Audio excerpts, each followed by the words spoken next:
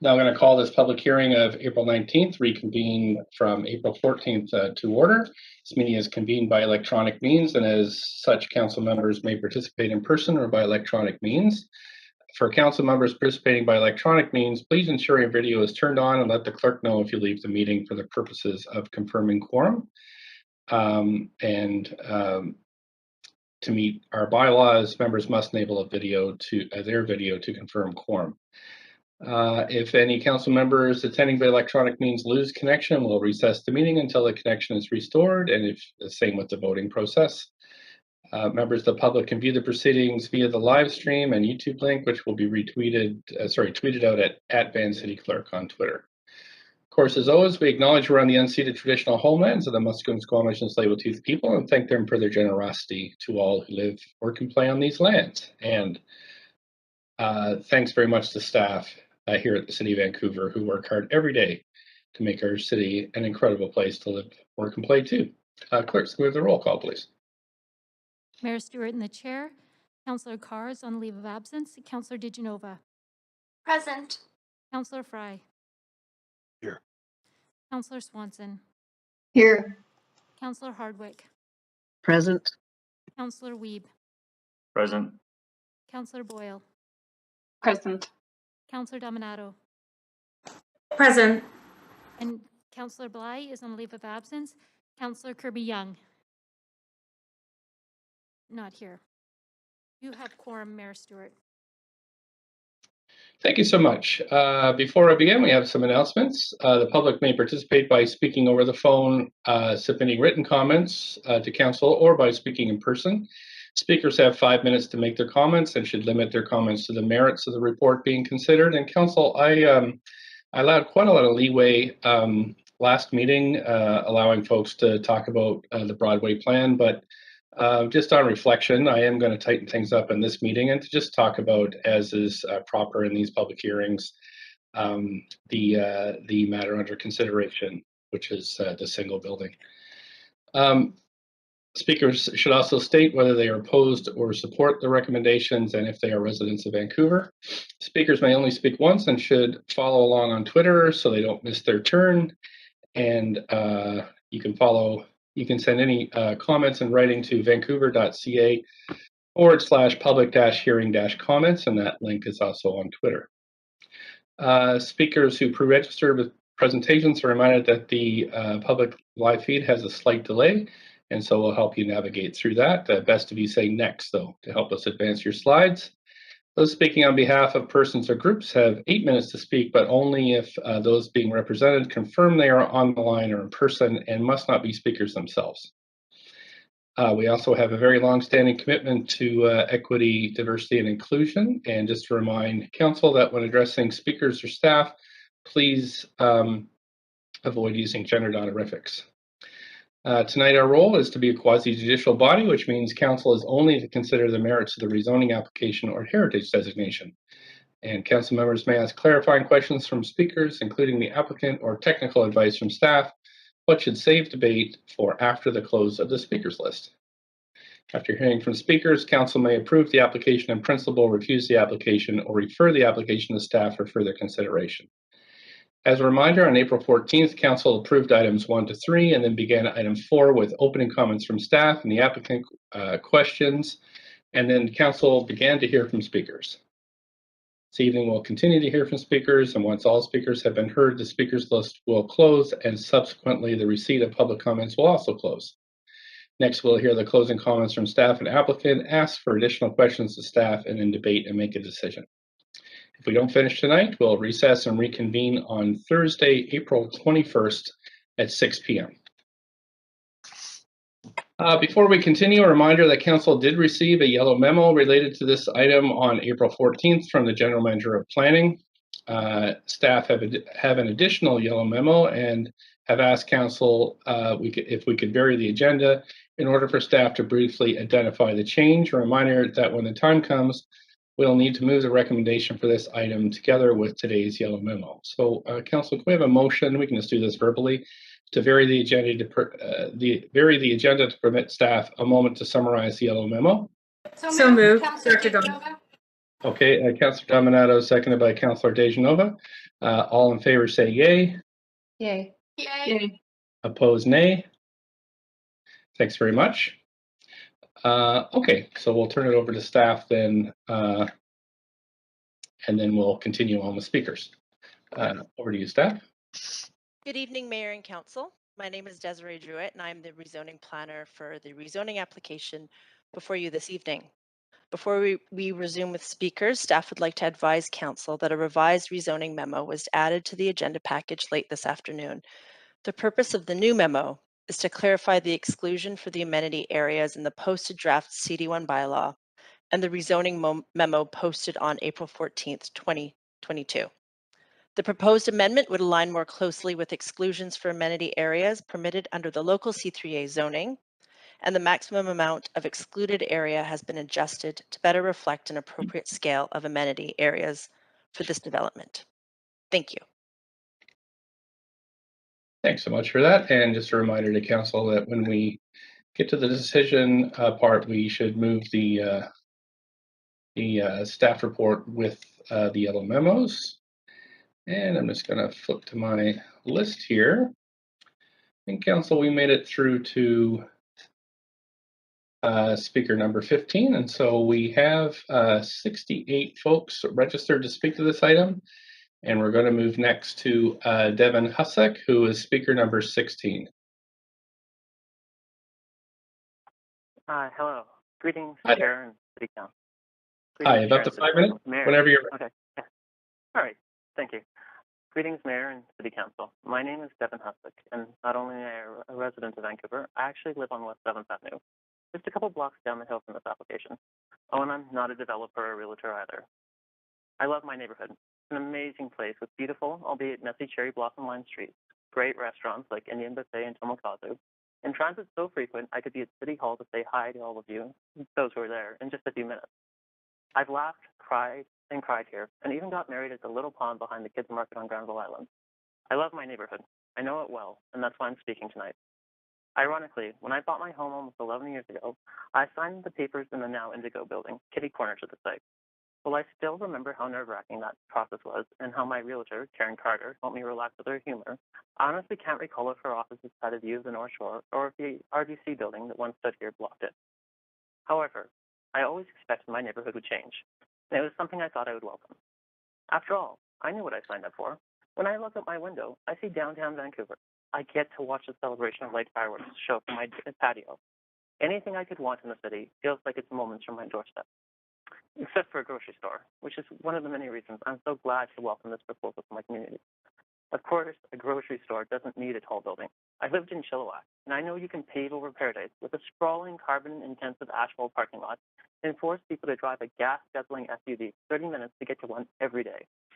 I left that life behind for a reason, and not just because my wife was accepted to UBC.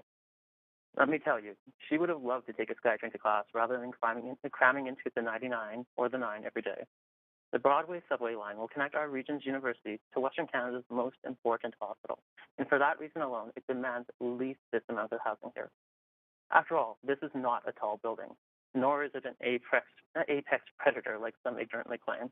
It is half the size of what's being built in many of our suburbs, and matches what's proposed in Surrey's Fleetwood neighborhood. Surely we can agree the second most important business center in our province can rival the concrete forms of that distant countryside. In contrast, this design's appearance fits in with its surroundings. It blends the modern style of the Indigo Tower with the colors of the Heritage Building across the street. And I don't mean that faux historical clock tower to the west. It's what the average person wants to. As the Broadway Plan Refined Direction Survey summary shows that out of 2,000 responses, 61% of people supported this scale of development in Fairview, while another 13% were indifferent. Of course, you could ignore that and delay this until the Broadway plan comes before you next month. However, that comes with consequences, as it would ensure whatever was ultimately approved and built here would never be finished before people would need to access the station below. I imagine almost all of you would be horrified to remember as the City Council has not only foolishly delayed a multi-billion-dollar infrastructure project, but jeopardized securing infrastructure funding from senior levels of government for years to come. Of course, your legacy isn't my concern. It's my neighborhood that I care about. If it is to have a future, it needs rental homes for healthcare workers, emergency responders, and educators, all who work in large numbers in the blocks around the site. The alternative is to only keep permitting what's happened with my elderly neighbors' homes.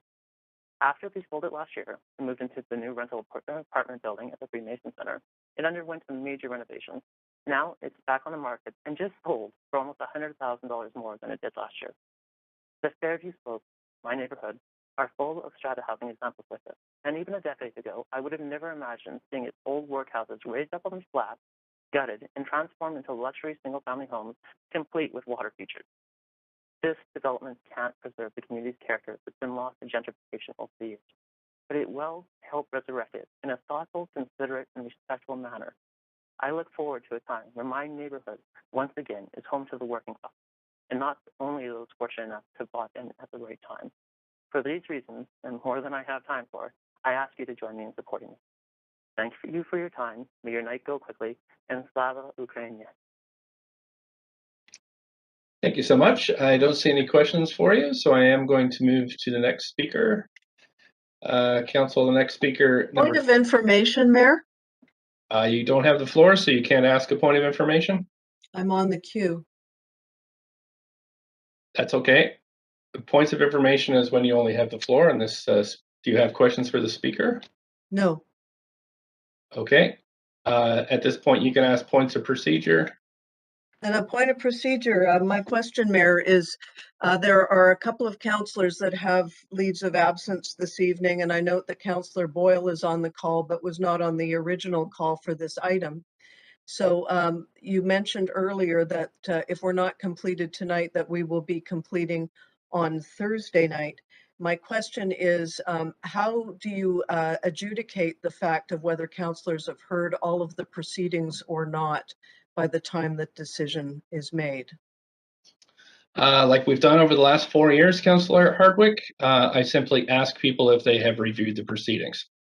And well, in that case, if we were to make the decision tonight on this, would Councillor Boyle, for example, be in a position to say that she had reviewed the proceedings? Councillor Hardwick, as we've done for the last 4 years, when we come to making a decision and councillors have been absent for part of the public hearing, I do ask, as all chairs do, whether or not they've reviewed the proceedings. I'm just saying that if it's not, it wouldn't have been physically possible to do so, then You can always, that has to be if you don't believe the councillors, Councillor Hardwick, you can always raise a code of conduct inquiry. Yes, I am aware, but I think it's worth mentioning because this is a controversial item. Thank you for your attention. Speaker number 17, Russell Wong. Hi, my name is Russell Wong. I support this rezoning. I'm a longtime Vancouver resident and homeowner and a volunteer with Forward Together. I don't work in development or real estate, and I'm not calling on behalf of anyone else. In particular, I'm describing my personal views as a resident of Vancouver, not those of Forward Together. The reason I'm calling is that housing in Vancouver is maddeningly scarce and expensive, making us all worse off. If approved, the high-rise at the new Broadway and Granville SkyTrain station will provide 170 badly needed market rental homes. Renting in a purpose-built rental building like this one means you can have secure housing without the insecurity that comes with renting a condo or basement suite, and without needing to be so rich that you can take on the risk of owning an expensive condo at today's prices. The building will also add about 50 affordable rental homes, which are even more desperately needed. That means affordable for household incomes between $38,000 and $80,000. Plus, the new building includes a grocery store so that people in the neighborhood can more easily do their grocery shopping. Finally, there's zero displacement of renters since this project is replacing an office building. I know that there's people who are not happy about the height of the building and who would prefer something smaller, even at such a central location. But allowing taller buildings is how we get more rental housing, not just condos. Michael Mortensen talks about how projects need vitamin D, density, to make them happen. People are willing to pay more for condos than for rentals, roughly 50% more.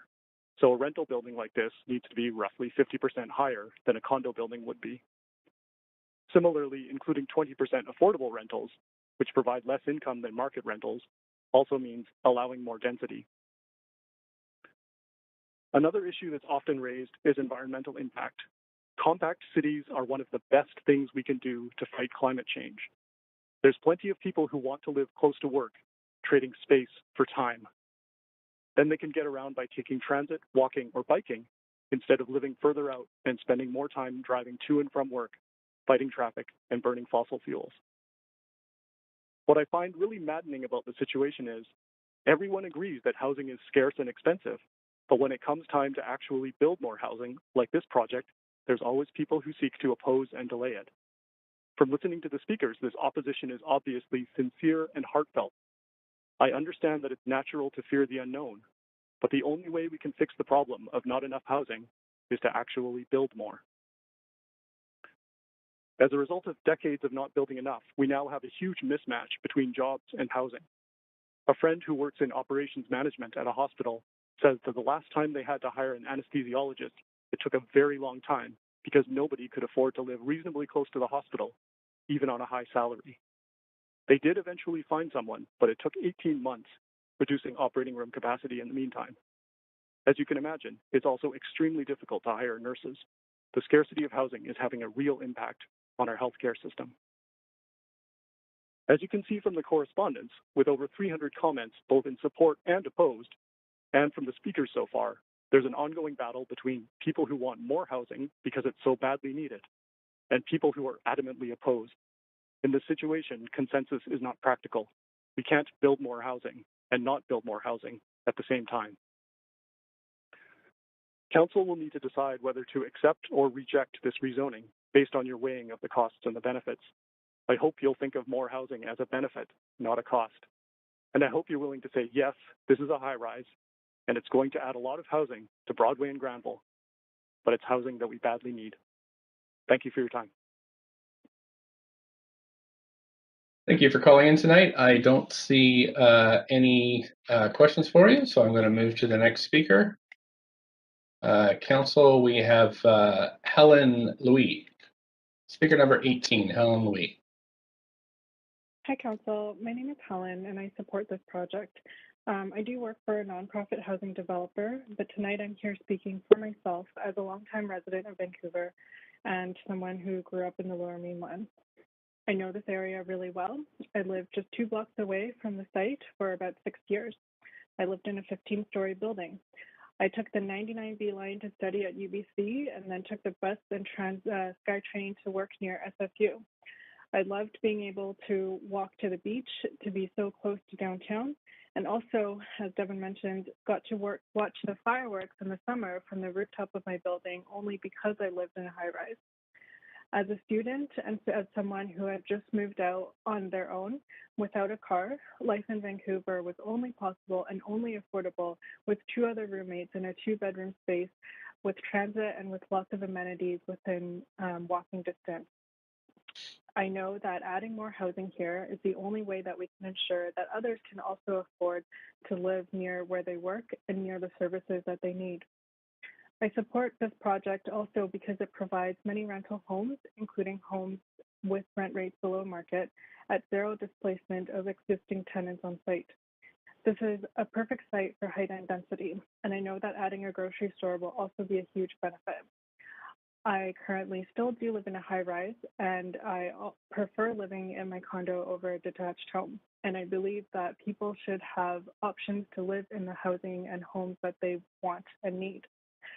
If we want to take climate action and if we want to ensure that there are housing options for everyone, we need to add housing, and we can only do this through density.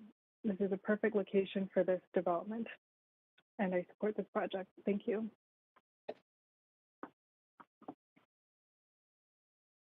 Thank you for your time tonight. I don't see any questions for you, so I am going to move to the next speaker. Council, the next speaker is number 19, James Tang. Hello, can you hear me? Sure can. Up to 5 minutes, please. Okay, thank you. Good evening, Council. My name is James Tang, and I grew up in Vancouver, although I'm currently at university in Waterloo. But I do plan on moving back after I graduate, conditional on housing prices and rents, of course. I think the case for this rezoning is clear. We are both in a housing crisis and a climate crisis, and this project helps on both fronts. Firstly, the most obvious benefit of this project is that it provides 223 units of secured rental housing and around 49 units of moderate income housing.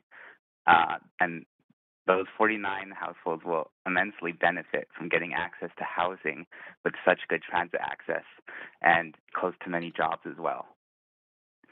Overall, this means 223 households that won't be on the market bidding against other tenants, putting more money in the hands of landlords. According to CMHC data, the new rental housing vacancy rate in Vancouver is 1.4%. One-bedroom homes have an even lower rate of 0.7%, and bachelor suites have the lowest of all at 0.4%. These are absurdly low vacancy rates that really underline how much demand there is for housing that is not being met by the current supply. These 223 households will be secure knowing that they won't be dem-evicted or have their landlord choose to move into their unit. And all this comes with zero displacement of any current residents. Secondly, this project will provide housing, offices, and retail integrated with the SkyTrain station. The largest source of greenhouse gas emissions in Metro Vancouver is cars and trucks, and this development will help reduce car dependency by increasing density near transit that we have already heavily invested in. The residents of this building will have a much easier time being car-free or car-light. In fact, I believe the amount of parking provided here is unnecessarily high, and that the bylaws should be amended going forward to allow for and encourage less parking to be built. I also like the amount of bike parking being provided, although I do want to emphasize that secure parking for shoppers as well as residents is important, especially with the popularity of e-cargo bikes. Which brings me to my favorite part of the project, which is the grocery store. I think it's a great use of the location that allows residents and transit riders alike to conveniently pick up groceries. My current grocery store has an LRT stop right outside of it, and it makes the whole experience way more convenient, as it becomes equivalent and even better to always having your car parked right in front of the store.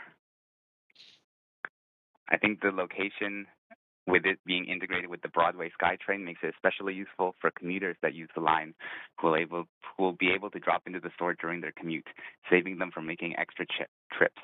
All this means fewer cars owned and miles driven, not just for Vancouver, but the entire Metro Vancouver region. Additionally, this building has a very active street level that will contribute to the liveliness of the neighborhood. It's a classic Vancouver design with a podium and a tall, slender point tower. I do not see how this would create an urban canyon, as having tall point towers around has certainly not harmed downtown's commercial streets. Unless one is looking straight up, I do not see how the height of the tower would affect the street level at all. And compared to the renderings people showed the other night, this tower looks downright thin, as those renderings showed buildings built with absurdly large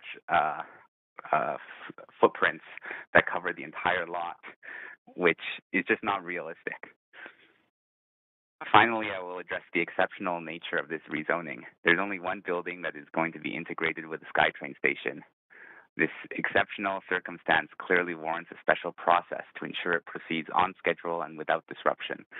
Process must always be a means towards good policy and not an end in itself. The end here is a unique development with great public benefit, including secured rental housing, vacancy-controlled moderate-income housing, street-level retail, office space, and the grocery store, all integrated with a SkyTrain station. To delay this would be a wasteful move. To cut down the tower means cutting out badly needed rental housing. The public benefit of this rezoning is immense. The demands for housing, especially rental housing, and especially housing on top of a SkyTrain station, is immense. I hope the council will make the right decision and vote to approve this motion. Thank you for your time. Thank you for your contribution this evening. I don't see any questions for you. So we're going to move on to speaker number 20, who's Sean Nardi. Good evening. You can hear me okay? Sure can. Up to 5 minutes, please. Thank you. Mr. Mayor, councillors, my name is Sean Nardi and I live in Fairview. I oppose the CD1 rezoning, 1477 West Broadway. I've analyzed several city documents and my analysis reveals two serious problems with staff's handling of this application. Number one, staff have repeatedly misled council and the public about its knowledge of the application's proposed height, going back to the July 21st, 2021 council meeting. And number two, for 8 months, city staff have repeatedly stated that this application aligns with the Broadway plan, even though you haven't approved the plan yet. These problems demonstrate disrespect for council's authority and the public and will have the effect of further prejudicing the outcome of the Broadway plan, undermining council, and eroding the public's faith in the integrity of city processes. Let's take a closer look at these two problems. Problem number one. In 2019, my neighbors and I learned about the development permit for 1477 West Broadway. Based upon the amount of parking beneath the building, the applicant was preparing to build a much larger building. Staff were aware of this intention as stated in the development permit report. Shortly thereafter, the Georgia Straight reported that Stanley Woodvine had found plans in the dumpster behind the old RBC building and that a 40-story tower was planned for the site. The staff report for the consideration of a rezoning proposal at 1477 West Broadway stated that between 2011 and 2021, PCI expressed interest in additional development capacity at this site multiple times, including a rezoning inquiry in 2018. My analysis of MERP applications from spring 2018 shows that staff knew 4 years ago the PCI development wished to build a tower of this height at this address. At the July 21st, 2021 council meeting, when council considered this report, Councillor Fry asked John Grottenberg about the 40-story height, and he dodged the question, stating that, quote, no determination on height has been made at this point. A month later, Sun reporter Dan Fumano reported that PCI Development was seeking to build a 39-story building at 1477 West Broadway. Writing about the July 21st council meeting, Fumano wrote, quote, at that meeting, staff repeatedly declined to give any indication about what kind of size PCI might be eyeing. Kirby Young pressed staff, citing speculation and discussion in the community, and asking, is it conceivable it could be 40 stories? Staff did not answer, but it turns out the 40-story speculation wasn't far off. 2 months afterwards, in early November, staff released Phase 3 of the Broadway plan, which recommended 30 to 40-story towers at the intersection of Granville and Broadway. And 1 month later, in early December, when this application went to the Urban Design Panel, a male city staffer responded to a question stating that, quote, what went to council in July was the general notion of a 39-story building. How is that possible? Mr. Grottenberg told you that no determination had been made on height. Either a determination had been made or hadn't been made. The verdict is in, folks. The height of this application was decided a long time ago, and we've all been hoodwinked. Staff have not been transparent with you nor the public about the facts in this case, and it calls into question the legitimacy of the entire application process, as well as the ethics and integrity of our civic governance. Problem number two. In June 2021, Teresa O'Donnell told the public that no decisions had been made on height and density changes in the Broadway plan scope area. When staff asked you for permission to consider this proposal 1 month later, they claimed that the inquiry aligned with the anticipated policy directions for height and density in the plan.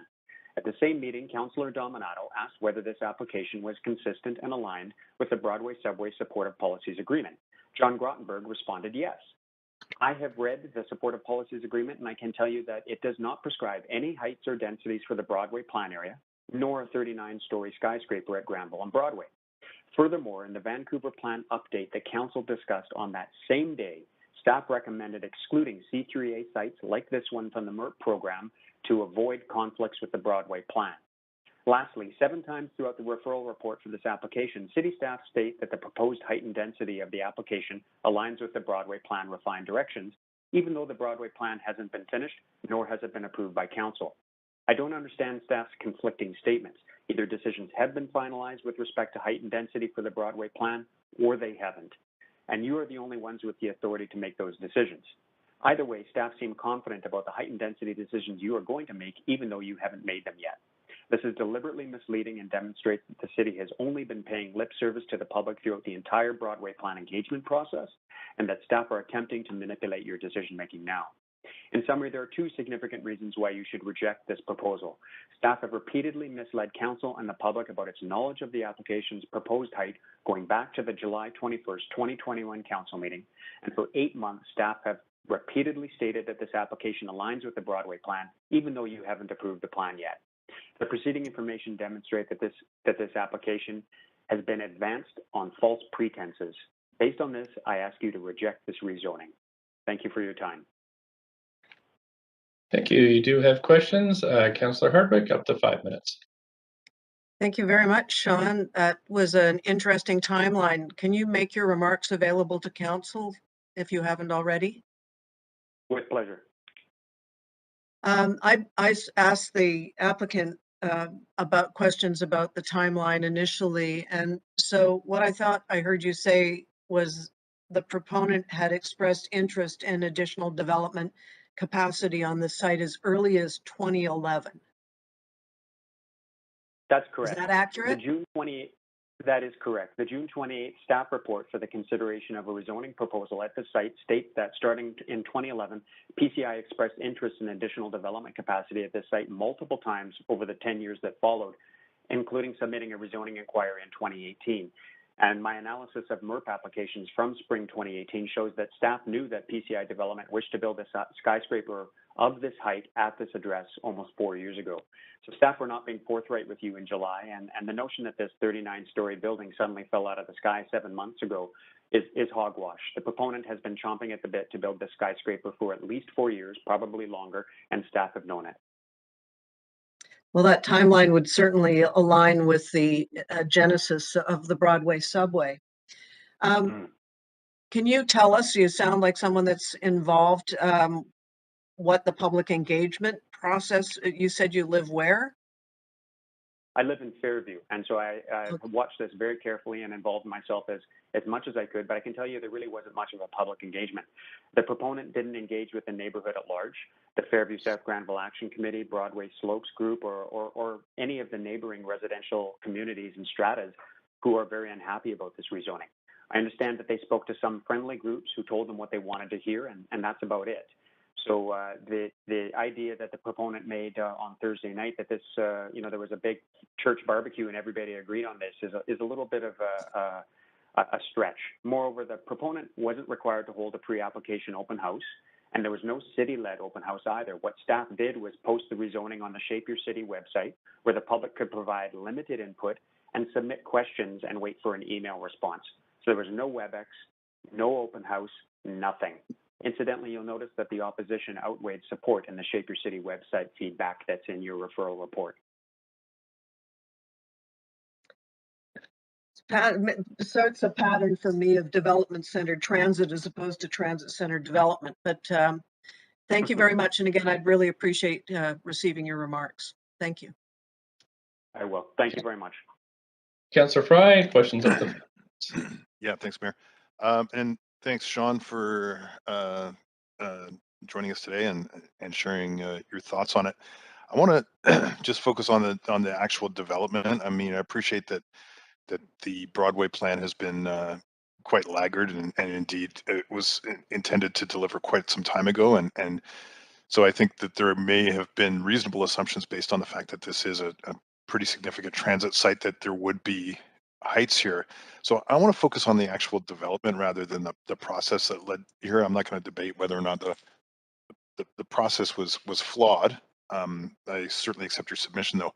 What would be an acceptable kind of height for you and delivery of affordability for a location like this? Do you have issue with the height and form of the building as it's being proposed? Yes, I do. And I would recommend that we should be looking at something within C3A zoning. I understand that from a sustainability consideration, which is of concern to you, that buildings in the neighborhood of 11 to 12 stories are about as tall as we can go while maintaining sustainability. Furthermore, the developer has opened the site since 2007, so they have already made money hand over fist just on the property inflation alone on this site, which needs to be evaluated and considered in the financial reviews that staff are doing of this building, while considering what kind of concessions the city makes to the developer. So I would suggest that we should be building within C3A zoning, and at the same time providing the type of affordable housing that we aim for in the MERP program. There's no reason why we can't be doing that, and the arguments that it's not financially feasible are bunk. Furthermore, if we're looking at building wood frame buildings in order to make these buildings sustainable, 11 to 12 stories is, if I understand correctly right now, within the permitted allowance by I think it's the fire department or the fire regulations. Well, that's an interesting. So you're saying 11 to 12 wood frame with MERP. Obviously, we wouldn't deliver the same number of MERP units, but I can take that away. It seems like a challenge. I don't know building proformas like the experts would or the developers would. would you be willing to sacrifice the affordability quotient if it brought the heights down? I'm sorry, can you ask that a question again, Councillor? Would I be willing? Well, I mean, so what we hear about MERPs and stuff is that it requires scale to bring in that affordability. So would you, given your druthers, would you rather have the lower heights and less affordability or no affordability, for instance? No, and I argue that that is absolutely hogwash. We've analyzed, my neighbors and I have analyzed several buildings along Broadway that have come to council in the last few years. And for some reason, you're getting poor information. We analyzed the financials for those buildings, and for instance, 2538 Birch, it was a financial success at 16 stories. At 28 stories, it was a home run for the developer, or it will be a home run for the developer. So the idea that concessions have to be made, both DCL, CACs, and height and density to the developers in order to get a measly 20% affordability in these buildings, somebody's pulling the wool over your eyes. This is absolutely not the case. And we've studied these numbers very intently and very, very closely. So for somebody like PCI who's owned this property since 2007, there is a lot more fat in there than you are being told, and we should be getting a lot more affordability out of that building, especially if you're giving permission to build it to 39 stories. We're not getting good value here, and that's a disgrace. Moreover, when you do an upzoning like this, you actually decrease affordability in the neighborhood. This building is going to increase property valuations in the neighborhood, which are going to, in existing rental and strata buildings, are going to lead to increased property taxes, increased rents, and are already encouraging some building owners, and Kerry Gold wrote about this in a Globe article on the weekend, already encouraging property owners not to upgrade their buildings and to look ahead to evictions. So this has a bit of a double whammy to it, in the sense that we're not getting good value, and furthermore, it's going to actually increase property values and lead to more to higher rents and more evictions in our neighborhood. Okay, I'm out of time. Thanks. Councillor Weeb also has questions for you. Yeah, I would speak a little bit to the process. Can you talk, as someone that wants to be very involved in this process, can you talk about the open houses that you said you weren't able to, no open houses, or they're just virtual open houses? Can you talk a little bit about your opportunities to have influence or have conversations with either developer or staff throughout this process on this building? There were zero opportunities to have conversations with the developer, because council, I believe it was a year and a half or 2 years ago, decided not to have pre-application, decided to make pre-application open houses optional. So there was no opportunity to speak to the developer. Staff did not have in-person open houses, I understand, because of COVID. But beyond that, they didn't do a WebEx or any type of, virtual face-to-face meeting. All they did was put up a page on the Shape Your City site where we could fill out an online form and say we oppose or support, make a couple comments, ask a question, and then wait for an email to come back. There's no opportunity for a WebEx conversation or ask questions in a public forum. No, correct. Okay. And, okay. Thank you. And that is if you want to stifle dissent and kill our democracy by 1,000 cuts, that's the way you do it. Okay. I just wanted to get your side of it. Thank you very much. Thank you. That's it for questions for the speaker. So we're going to move on to the next speaker. Thanks for calling in tonight. The next speaker is Chloe McGuire. Speaker 21, Chloe McGuire. Hello. Hi there. You have up to 5 minutes to speak, and could you just let us know if you're a resident of Vancouver? Yes, I'm a resident of Vancouver. I'm 22, and I'm calling in support of the application for 1477 West Broadway. So as a young renter, I've been struggling to find a balance between location and price of housing since I moved out. And this development really speaks to both, with elements of affordable housing and the SkyTrain station. My friends and I all grew up in the city and recently graduated from university, and no one can afford to live here anymore. All the available rental stock is often run down, overpriced, or privately owned. We should be encouraging our young professionals to build their careers in Vancouver instead of leaving to more affordable cities. A speaker earlier made a good point about healthcare workers who are unable to afford to live near the hospitals they work at. Additionally, many people living in the new building wouldn't need to own a car and could use public transit instead, which is both cheaper and better for the environment. I've been following the conversation about this project a lot, and I don't really understand why people in the community would be opposed. Council is able to address the housing crisis by supporting proposed developments such as this one. Thank you for your time. Thank you for your time. I don't see any questions for you, so we're going to move to the next speaker. Speaker 22 is Jonathan West. Can you hear me? Sure can. Up to 5 minutes, please. Okay, sorry. Thank you about that. Yeah, so I'm calling as a longtime Vancouverite. I've until recently lived in the neighborhood. I rented in the neighborhood and enjoyed it. I chose to live there because a lot of my life revolves around the neighborhood and frequently go through it. Unfortunately, I lived in a terrible apartment that was overpriced, and eventually, with a family on the way, I had to move. I've moved east, as I've continued to do most of my life through Vancouver, and the reason I support this development is the fact that it creates affordable housing for people in the neighborhood, and overall, I would say also, I previously would go to find grocery stores, and mine hearts was not to pick on them, but the one available option, which is way out of whack and not affordable at all. So this development provides affordable housing to young renters like myself, and continues to allow young people to live in the city, within the city core. On that note, finally, I'd say that the composition of the neighborhood now is aging, and it doesn't have the vibrancy that it once did when all those buildings were originally built and the apartments were there. I went through it today, and you see people, not to pick on the elderly, but it's full of people in walkers, and there's a certain lack of vibrancy to it today. So that's why I support it. Thank you. I don't see any questions for you, so we will move on to the next speaker. Thanks so much. The speaker is number 23, Fraser McKean.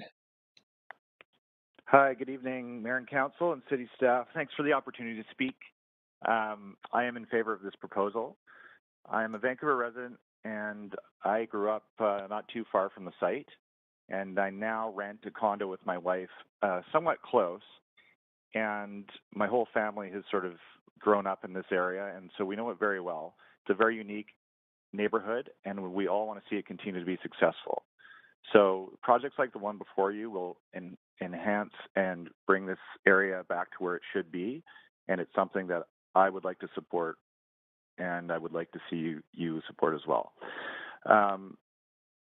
Secure tenure renting, transit, convenient access to groceries, it's all something the city needs. It's within the stated policy of the Broadway plan. The aging rental stock, the single-family homes, it just doesn't allow people like me and my wife to be able to move back to an area where I grew up, and I really would like to do that. I work in sustainability. I know that the city is really making a push for projects like this, and the fact that it's going to be a transit hub, it's going to have density, it's going to have rental, all make this, I think, a necessary project for the city and for the area as well. So thanks for the chance to speak, and I hope you can see as many benefits as I do in this project. Thanks for calling in. I don't see any questions for you, and so we'll move to the next speaker, speaker 24, Paul Morris. Good evening, Mayor and Councillors. Hi there, up to 5 minutes. I'm Paul Morris, a 35-year resident of Fairview, first as a renter, then as a condo owner. I oppose this spot rezoning and the precedent it sets. I would like to address the issue of environmental impact. I'm a retired research leader for durability and sustainability at FP Innovations. I was part of the team that investigated and solved Vancouver's leaky condo crisis. That crisis was due mostly to a 1986 surge in construction using designs inappropriate for our local climate and ignoring building science. In 1996, Bob Mackey, chief building official, stood up to the developers and said, "This stops now. We're going to follow the science and return to range screen design." The relevance of all this will become increasingly obvious as I continue. In 2011, Vancouver brought out its Greenest City Plan. In 2016, the city published a plan to achieve net zero greenhouse gas emissions from the operation of new buildings by 2030. In 2020, the city published its Climate Emergency Action Plan. In 2022, why on earth would the city be encouraging the worst kind of building construction for adverse climate impacts? 5 years ago, buildings were reported to generate 56% of emissions in Vancouver, exceeding the contributions of transportation and waste combined. High-rises are incompatible with Vancouver's greenest city aspirations. They are extremely difficult and expensive to build to net zero, perhaps impossible without wind turbines.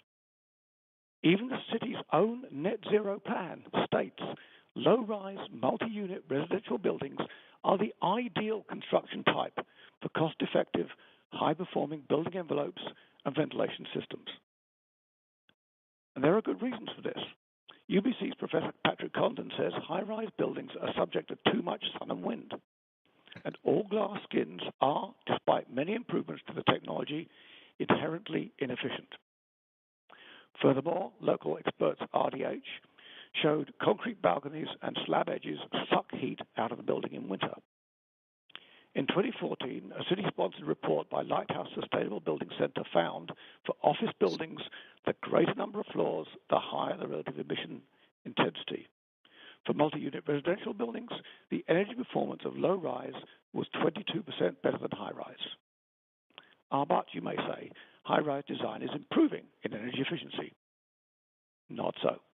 RDH found heating and total energy consumption in residential high-rises increased over 30 to 40 years despite perceived improvements in energy efficiency. Their words. In 2019, a BC Hydro report stated, despite many new high-end condo buildings being marketed as energy efficient, those living in them have a much larger energy footprint than those living in older style buildings, 4 times the energy use of low-rises. Seattle's Office of Sustainability concluded their residential high-rises have 60% higher energy use intensity than low-rise and 45% more than high-rise, despite advances in energy efficiency, their words. That's a lot of despites. That's also a lot of different percentages. Sorry about that. It's because of the various ways of comparing energy performance. But low-rise is always much, much better than high-rise. So far, we've talked about operational emissions. I believe the city's 2016 operational emissions targets, which this proposal would meet, are due to be updated very soon and presumably reduced. But we also need to consider embodied emissions from extraction, manufacture, and construction. I noticed staff and the proponent failed to answer Councillor Swanson's question on this topic. I understand the city plans to put in place embodied emission targets very soon, but not for this building. Concrete is the worst construction material for embodied emissions. At the broadest level, life cycle emissions include embodied and operational emissions plus those from demolition and waste disposal. And green concrete has a minor impact on overall life cycle emissions of high-rises. Studies in the USA and Europe have shown in a given area the same population density as using high-rises can be accommodated by low-rise development with 45% of the life cycle emissions. For rezonings like this, a 2019 city-sponsored report by Zera Solutions recommended full life cycle analysis using the Athena software developed by FP Innovations, the company I used to work for. The current president of the spun-off Athena Institute is Jennifer O'Connor. In 1998, I hired Jennifer as a building scientist to help me tackle the leaky condo crisis. Thank you. That is your. I'm sorry to interrupt. This is your 5 minutes, but you do have a question from Councillor Hardwick. Councillor Hardwick, go ahead, up to 5 minutes. Thank you very much, Paul. I'd like to request your remarks, since you clearly wrote your own script. I think it would be really valuable for council to have the details that you have spoken to us about today. And I regret that Councillor Carr is not here because she's very knowledgeable in this area. My question to you is from a sustainability perspective. what do you think would be an appropriate height for this building, riffing off a question that Councillor Fry asked earlier? Well, from a sustainability standpoint, I would like to see density and affordability achieved by 4 to 6 story construction across wide swaths of this city. I don't understand why the proponent can't deliver a grocery store and a SkyTrain entrance by the deadline with the existing 5-story approval. Wow, I wasn't expecting that.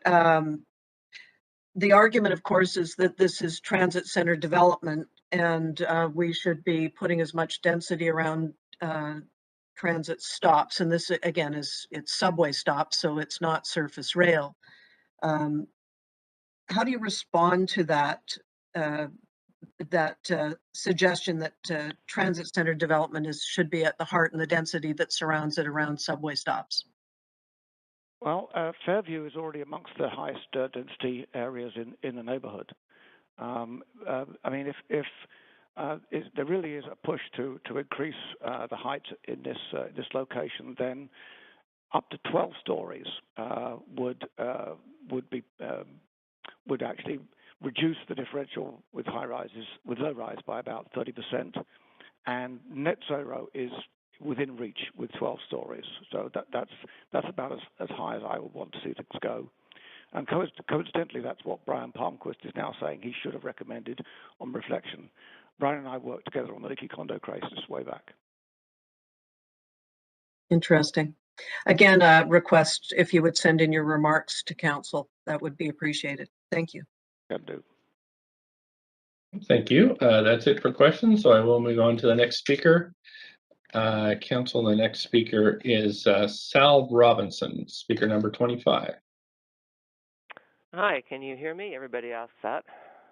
Yep, sure can. Please go ahead up to 5 minutes whenever you're ready. Okay, thanks. Yeah, I'm Sal Robinson. I live in Kits. The last time you heard from me was about the spot zoning at 2nd and Larch, when council approved a MERP building whose appeal was 8 3-bedroom suites. Oddly, after your approval, the plans changed to increase the density and reduce the big suites to 2, which is the kind of bait and switch that leaves residents wondering why we bother, but we continue to bother, and that's why I'm talking to you now. Last July, city staff advocated for a proposal to rezone 1477 West Broadway, claiming it merited an exception to the moratorium on such spot zonings until the approval of the Broadway plan. The staff report supporting their recommendation noted that the emerging direction on increased height was shared with the community. The report omitted to say that the community did not want the increased height. The staff report contained no details about how different a rezone structure might be, not how much taller, not how much more dense, not even how many parking spaces would end up in what was already under construction. They knew enough about the plan to advise you to give it a hearing, but couldn't or wouldn't share the details you repeatedly asked for. Councillor Fry asked, could it be as high as 40 stories? Councillor Dominato wanted to know if there were any sense of the height and density, and got the unsatisfactory answer that they would be additional. Councillor Kirby Young, in attempting to out the elephant in the room, asked again if the building might be 40 stories. The pauses before the replies kept getting longer. Yet most of you were somehow, inexplicably to me, persuaded to vote yes. Despite the natural misgivings you may have had that there was really more going on than you were being told, you bought the pig in the poke, and here we are, with the pig revealed in all its enormity.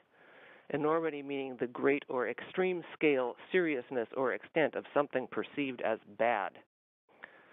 Proponents of this project talk about the boxes it ticks: pet-friendly, secured rental housing near transit, and an increase in public safety with eyes on the street.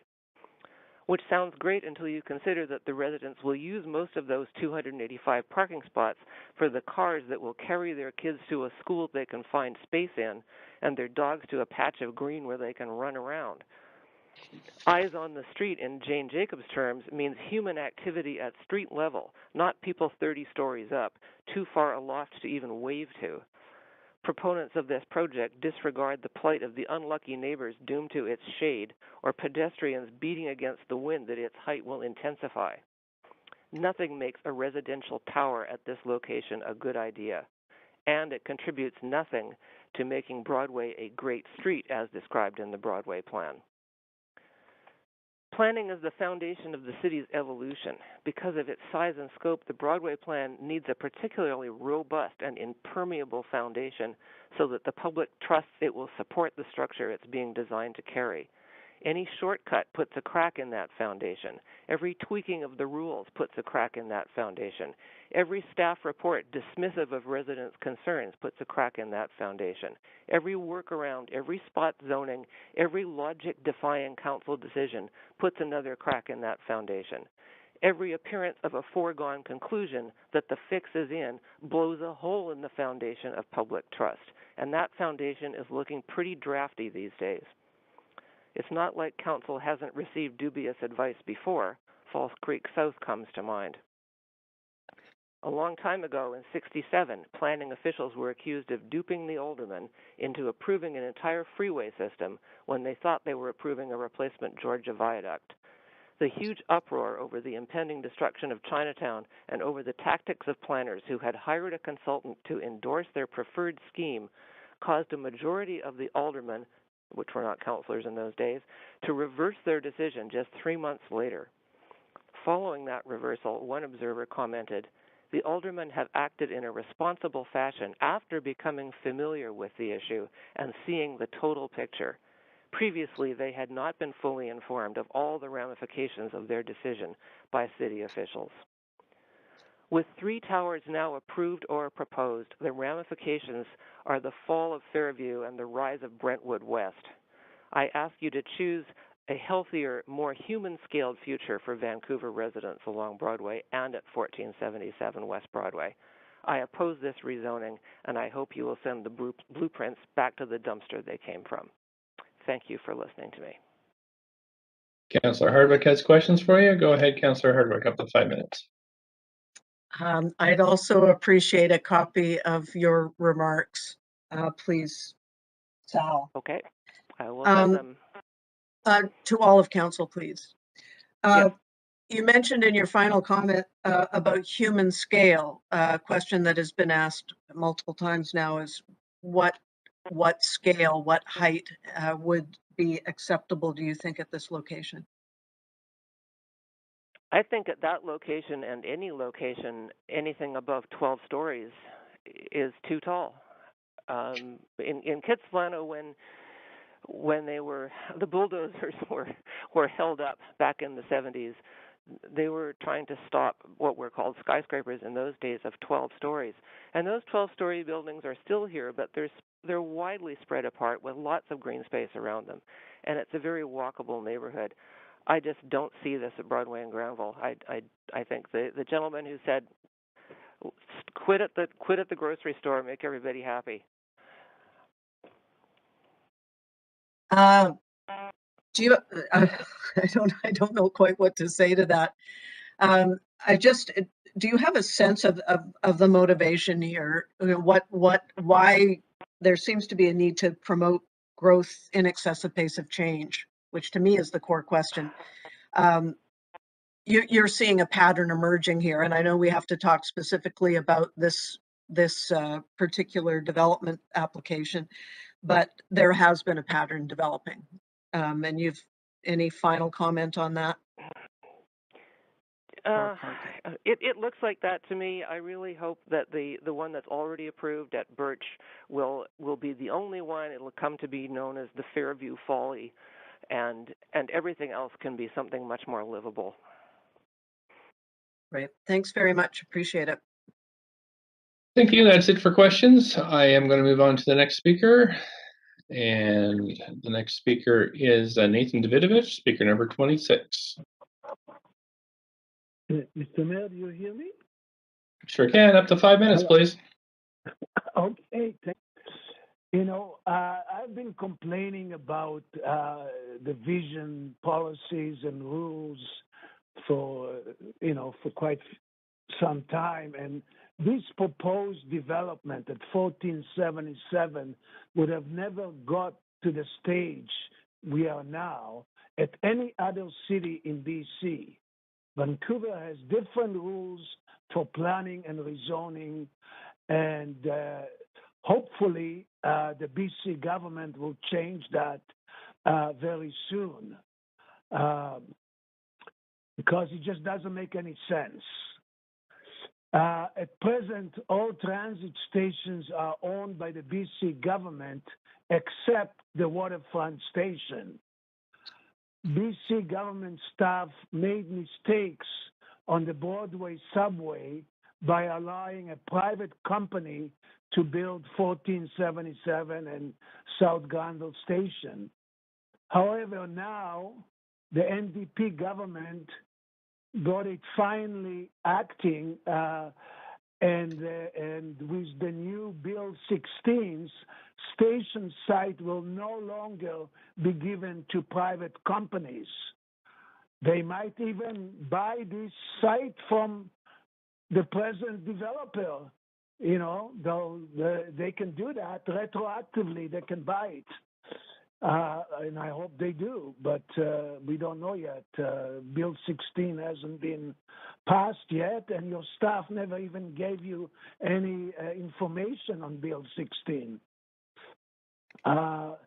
Many councillors are asking the wrong questions. The proposed height at 1477, yes, it's similar to other heights of stations in Burnaby, Coquitlam, Surrey. But the average density of people per square kilometer in Vancouver is 2 or 3 times more than the density in those cities. Vancouver has the highest density in all of Canada. Richmond cannot build high buildings because of YVR, so they build more bulky buildings. We can do the same thing here. We can buy the whole block around the station, and instead of building a 40-story building, you can build a 20-story building. The FSR would be the same. It's just spreading the development over a large area like it's done in Richmond. The distance between the station is also a factor in the overall density, and the spacing proposed on the UBC extension is almost twice the spacing of the present Broadway subway. So we have a whole bunch of problems here. Why should Vancouver be so dense and other neighboring cities are not so much? Shouldn't they be more dense? It's one regional district. Councillor Weeb pointed out that there not be a public bike parkade or a washroom. Well, in Metrotown, a 1,500 bike parkade is being built by a private developer, and a public washroom is inside the Metrotown station. So, you know, why should we get inferior stations, bad development, while other places are doing way better than in Vancouver? Thank you for your attention. Thank you. You do have a question from Councillor Hardwick. Councillor Hardwick. Thank you, Nathan. I wanted to pick up on one of your themes, which was the distance between stations. Part of the logic for the height and density at this location is, again, it's this notion of transit-centered development, which I'm going to start calling development-centered transit. But the idea is that justifies this height at this location. To what extent does distance between stations play a role in the location of buildings such as this? Well, the average distance all over the world is 1 kilometer for rapid transit between stations, and the present Broadway subway, just to Arbutus, is around that area, that 1 kilometer or less, and which means most people can walk to a station anywhere within 3 or 4 blocks up to 400 meters is usually the walking distance that's comfortable for most people, but some go as high as 6. But so they'll have a choice of going either east or west to whichever station they want to go, which means if you build between the two stations, not high rises, not super high rises, but just medium high rises, then you'll get the same density as building super high rises just right at the stations, and then lower high rises in between. And that's the way it is in most other countries in the world. So paraphrasing, then, we should be looking at, that medium density along the line in between stations and distributing the density more evenly within, one of the earlier speakers spoke about Richmond sort of has to do it because of the airport. They are not allowed to build so high.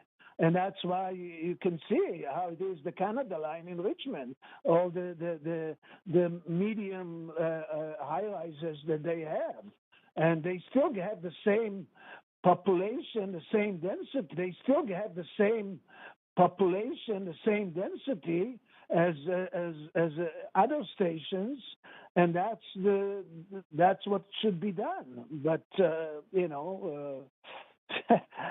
hopefully. So I guess the big question then is, if that's a more desirable model, why are developers not doing that? Why are they pressing for these, super high buildings instead of something in the order of a bunch of them at 12 stories? And I think the answer is obvious. So thank you very much, Nathan. Always appreciate your input from a transportation perspective. Okay, thank you. Thanks. That's it for questions to you. Thank you, Speaker, for calling in. And I'm going to move to Speaker number 27, who's Ward Stirrett. Hi, everybody. Can you hear me fine? Sure can. 5 minutes, please. Great. Thank you. Dear Mayor and Council, thanks for your time and attention today. My name is Ward Stirrett. I'm speaking today in opposition of the proposed zoning at 1477 West Broadway. I'm an entrepreneur and fourth-generation Vancouverite living in False Creek South. I'd like to add, in addition for paying the city's taxes monthly, we pay a land lease to the city of Vancouver, which amounts to 10 times the amount of property taxes that are collected every year. And I humbly request, therefore, that you give my opposition 10 times more consideration. But that aside, 3 main points of objection are the residents of the area and writ large Vancouver didn't order McMega towers, nor ask for them to be supersized. For some context, the requesting zoning would produce a tower of 410 feet tall at 39 stories. For context, if you stand at the highest point in Vancouver, which is the observation deck of Queen Elizabeth Park, coincidentally, the elevation is exactly 410 feet. You would still be looking up at the tower by about 100 feet because the base is at the rise of Broadway is already 100 feet above sea level. All the inputs and comments from citizens that I've read and reviewed from City of Vancouver city plan sources had selected a preference for low and mid-rise, which would be more in line with actual growth projections and, as others have said before, more human scale. Nor did we get to choose no towers through this, though an overwhelming number of participants, as previously noted, chose low and medium density. So I think this is sort of at odds with the feedback that you've been getting from citizens.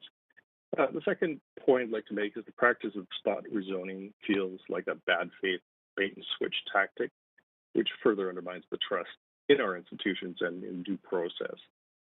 The public consultations seem to be structured more to manufacture consent rather than with a dialogue with citizens, as others have pointed out. The current residents feel, as I do, like we're the expendables to be exchanged for high payer residents.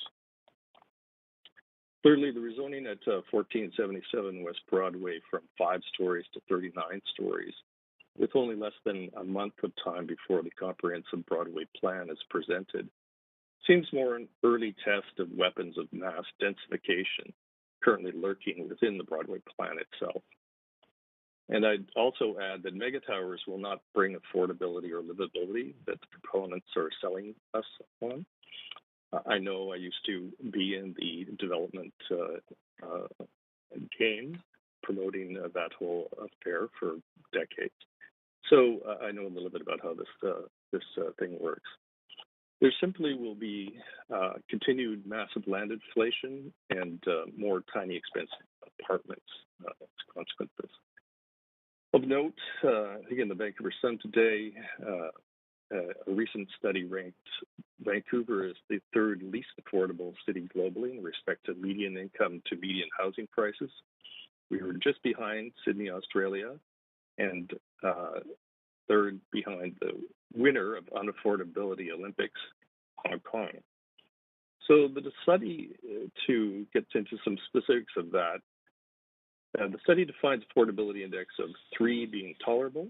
Anything above 5.1 is defined as extremely unaffordable. Vancouver's index is 13.1, so more than double the affordability index above what they consider extreme unaffordability. Hong Kong, at the top of the unaffordability index, has a multiple of median income to median house prices of 23.2. So I've spent some time in Hong Kong on business over the years, and I'm always fascinated by its residential districts, which are forests of residential towers that, factually speaking, have not reduced affordability if we look at the current study. As a way of further comparison, Vancouver has a population density of about 5,500 residents per square kilometer, according to the 2016 census. Hong Kong has a density of 7,218 residents per square kilometer, according to the 2020 review. Thank you so much. That is the 5 minutes, but you do have questions. Okay, great. Thanks. Councilor Kirby-Young, go ahead. Yeah, thanks, Mayor, and thanks for speaking to council. I just wanted to clarify one thing that you said, and I heard you say that I think there was a reference to sort of affording 10 times the weight because of a lease paid to City of Vancouver. I'm assuming, is that a land lease for co-op It is housing? a land lease, yeah. Okay, so you're in the, I'm guessing you're in the Falls Creek South as one of the co-op projects, Correct. Is that correct? And just in terms of Not the context? co-op, we're in the strata. So in the context just of how so the strata paid for the land and a lot of the development for the supported housing and the co-ops to a degree. And so the land lease that I pay every month, and actually we prepaid it recently, is in fact went towards having a more balanced residential makeup of this particular area. So that's sort of the underlying point. Markets have never, throughout the history of market economies, done anything for the citizenry. It's been the other institutions, government and religious organizations and such that have done that. So being too reliant on market economies doesn't get you where you need to go. And I think that's sort of the larger point I'd like to underline in that case. Right. Okay. That's helpful. Thank you. I'll leave it there. Thanks for taking the time. Thanks. Councilor Hardwick, up to 5 minutes. Speaking of market economies, this focus, using this location as an example is predicated on the belief that we need to be promoting growth at a significant rate to accommodate future population that is desperate. And through the lens of your economic statement, do you see, well, first of all, do you understand why we would be promoting growth in excess of projected pace of change? And as part of that, what what jobs or economic sector growth do you see that would support growth in excess of pace of change? Yeah, well, to the It's first part of that, literally there's foundational. yeah, it is foundational. So yeah, literally, there's no logical. I mean, as others have pointed out, other presenters, and you know, within the extracted growth, well, I guess the 2020 growth trajectory is very minimal. You know, we grow at about 1% per year, and that's only a few thousand units per year, whereas the plan is looking at providing something like 250,000 actual units. So it's quite excessive. And the underlying economics are really beneficial to the city that collects community amenity fees for this, and the developer industrial complex that are also beneficiaries of this whole thing. As to the economic, what businesses, there's been no evidence to put forward to suggest or even explain who these are going to be for. So I think it's sort of a plan eviction. You know, the highest and best bidder gets to live in Vancouver, and everybody else gets plan evicted. Thank you for your input. Appreciate it. Yeah, you bet. Yeah. Thank you. That's it for questions. We are on to the next speaker. Speaker number 28 is Bill Teelman. Thank you, Mayor. Thank you, Council. Bill Teelman, longtime Vancouver resident. I live on West Broadway in Kitsilano, and I oppose this proposal. First, I want to thank you, councillors and mayor, for taking time last Thursday night and tonight again, and possibly another night. It is time away from family and friends and should be appreciated. But that said, I am disturbed that the first night of this controversial hearing on a massively overhyped high-rise tower was held on the Thursday night before the Easter 4-day-long weekend. That discourages citizen participation and is again part of the democratic deficit that I've seen at Vancouver City Council. I listened with dismay as many speakers were absent despite taking the time and trouble to register to address council that night. I listened with dismay as two of the most expert presenters of that evening, architect Brian Palmquist and Stephen Bohus, landscape architect, who showed council extensive architectural drawings, shadowing, and other important factors, ended with next to no questions from council, except from Councillor Hardwick. And Palmquist, he wasn't just an architect, he was the managing architect for the Falls Creek North official development plan. And then with tonight's hearing, it started with you, Mayor Stewart, asking speakers to not talk about the Broadway plan, which is an upcoming issue shortly for council. It does unfortunately remind me of the Faulty Towers episode, how appropriate is that, where Basil Fawlty is told to foreign visitors and says, and is told, whatever you do, don't talk about the war, which of course he does. So I must ask, why are we tonight debating a 39-story giant tower right in the middle of the area covered by the Broadway plan when it's coming up? This hearing should have been delayed until after that Broadway plan has been debated on and voted on by council, not before that. Better still, this issue should be debated and then put on the October Vancouver election ballot. Let every citizen vote on the future of our city, with no significant delay to development plans and a clear signal to the province about overriding councils. But no, that is highly unlikely to happen. I would also ask council, did any of you run in 2018's election on a specific platform telling voters you would support a 39-story building at Broadway and Granville? I strongly doubt that. If you do approve this high-rise, the giant high-rise tower, it will be the start of turning Broadway both east and west into a concrete canyon of huge high-rise towers, demolishing thousands of currently affordable rental spaces all along that corridor. There are clearly alternatives to this massive tower. Look to the great cities of the world. Look to Paris, look to London, Barcelona, Amsterdam, for a few examples. They do not have 39-story towers at every underground subway station, not at all. Paris, in fact, severely limits heights.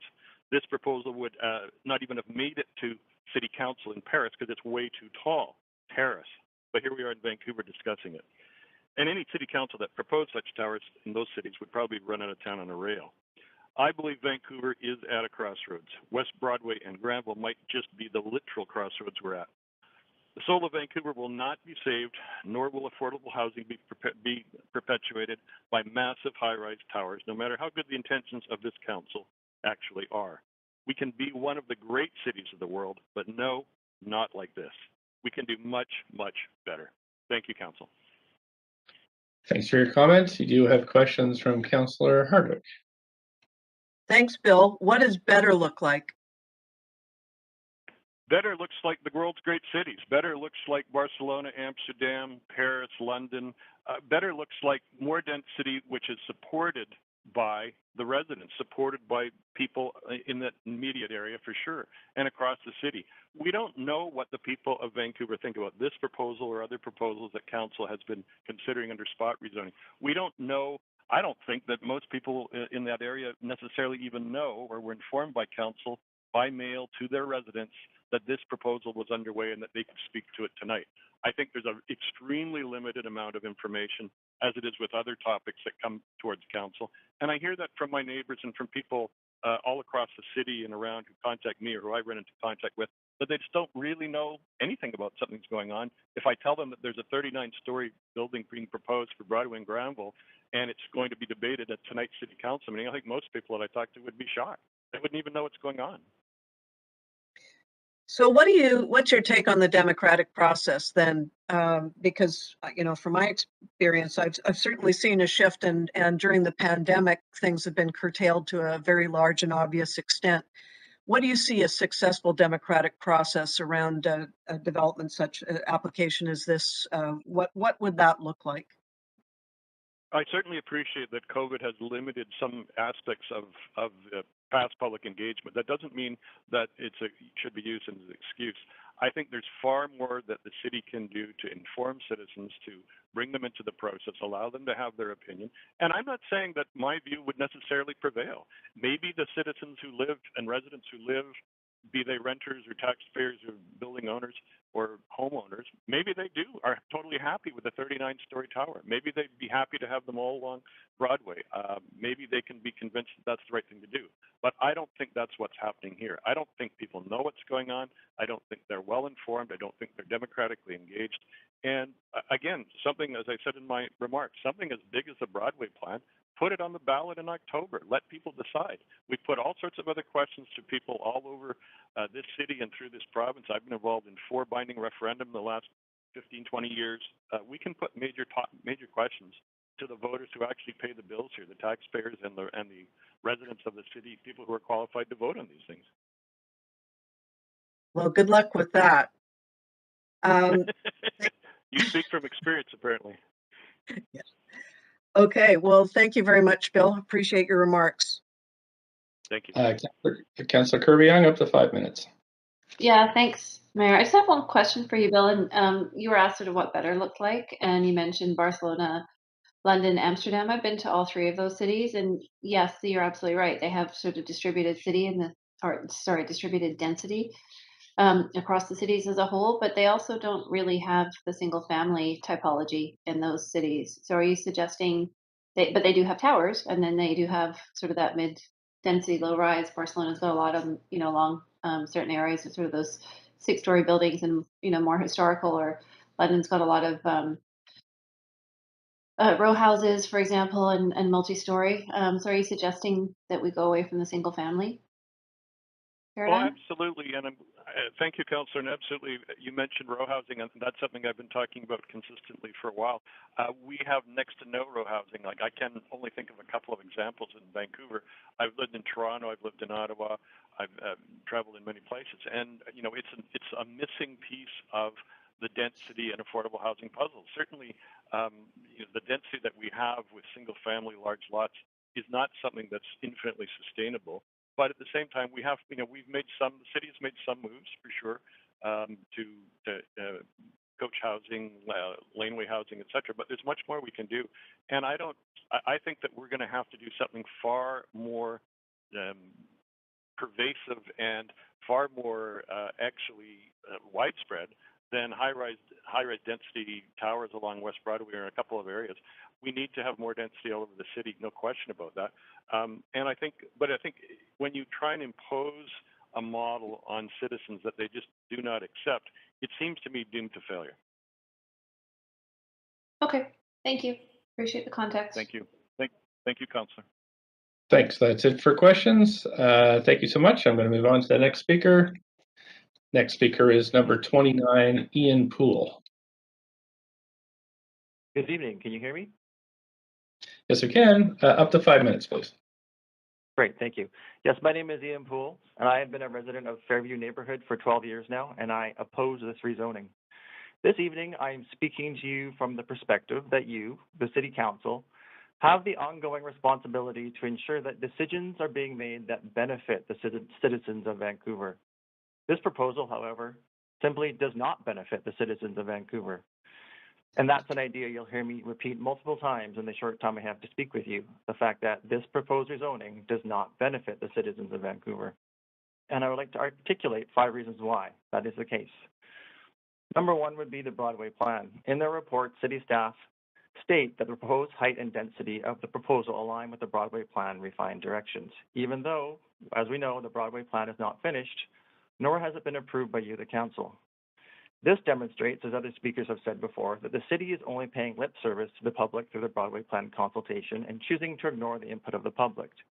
This approach of ignoring the public's input clearly does not benefit the citizens of Vancouver. My second concern is the fact that this proposal sacrifices millions of dollars. The developer has applied for a developmental cost levy waiver, saving $3.3 million, and would not have to make any financial community amenity contributions. If, as the report suggests, there will be 49 MERP units, that potential waiver of $3.3 million equates to approximately $77,000 per unit. So residents should not lose sight of the fact that this revenue that the city will not be receiving will have to be made up elsewhere, which means through our property taxes. That means increased housing costs and increased rents, which do not benefit the citizens of Vancouver.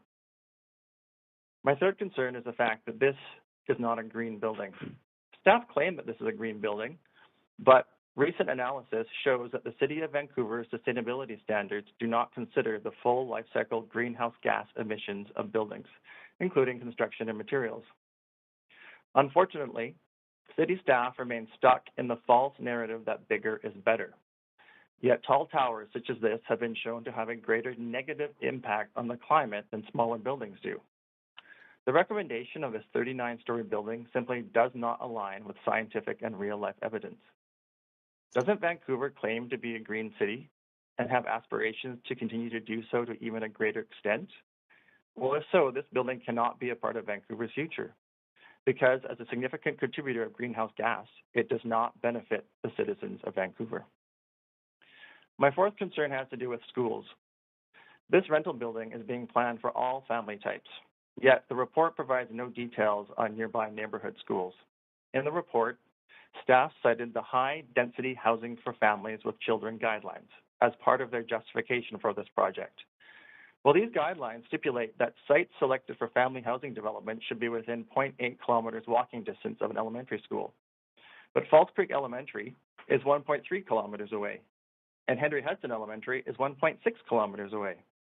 So not only are the closest schools further away than these guidelines instruct, but these are both also operating at full capacity.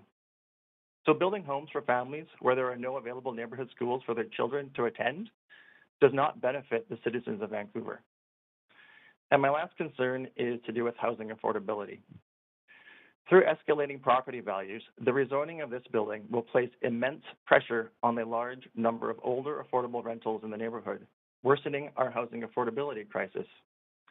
An increase in property values means increased housing costs and increased rents, which in fact undermines the proposed positive notion of this development having affordable rentals. This clearly neither does benefit the citizens of Vancouver. So who does this plan benefit? Well, it seems that the proponent is the only one to benefit.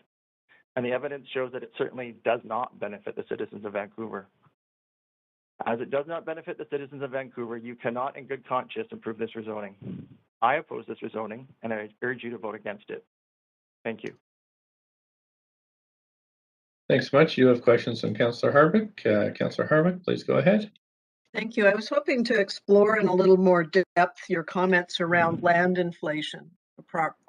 So basically what you're saying is that the implicit land inflation, be interesting to know, back to, well, they purchased it in 2007. They've had this on the books since 2011, how much the land is already appreciated. But your comment is unless I'm wrong, that it is the upward land inflation as a result of this significantly large development will affect other affordable, the value of surrounding properties. And do you think that will then just lead to their demolition through speculation, or just overall increase in costs across the board? Oh yeah, Councillor Hardwick, you've nailed it on the head. And so as housing prices and concerns and property taxes go up, we're going to see housing affordability get even worse. And so despite the fact that 49 units in this building might be affordable, we're sacrificing affordability to a greater extent throughout the entire neighborhood.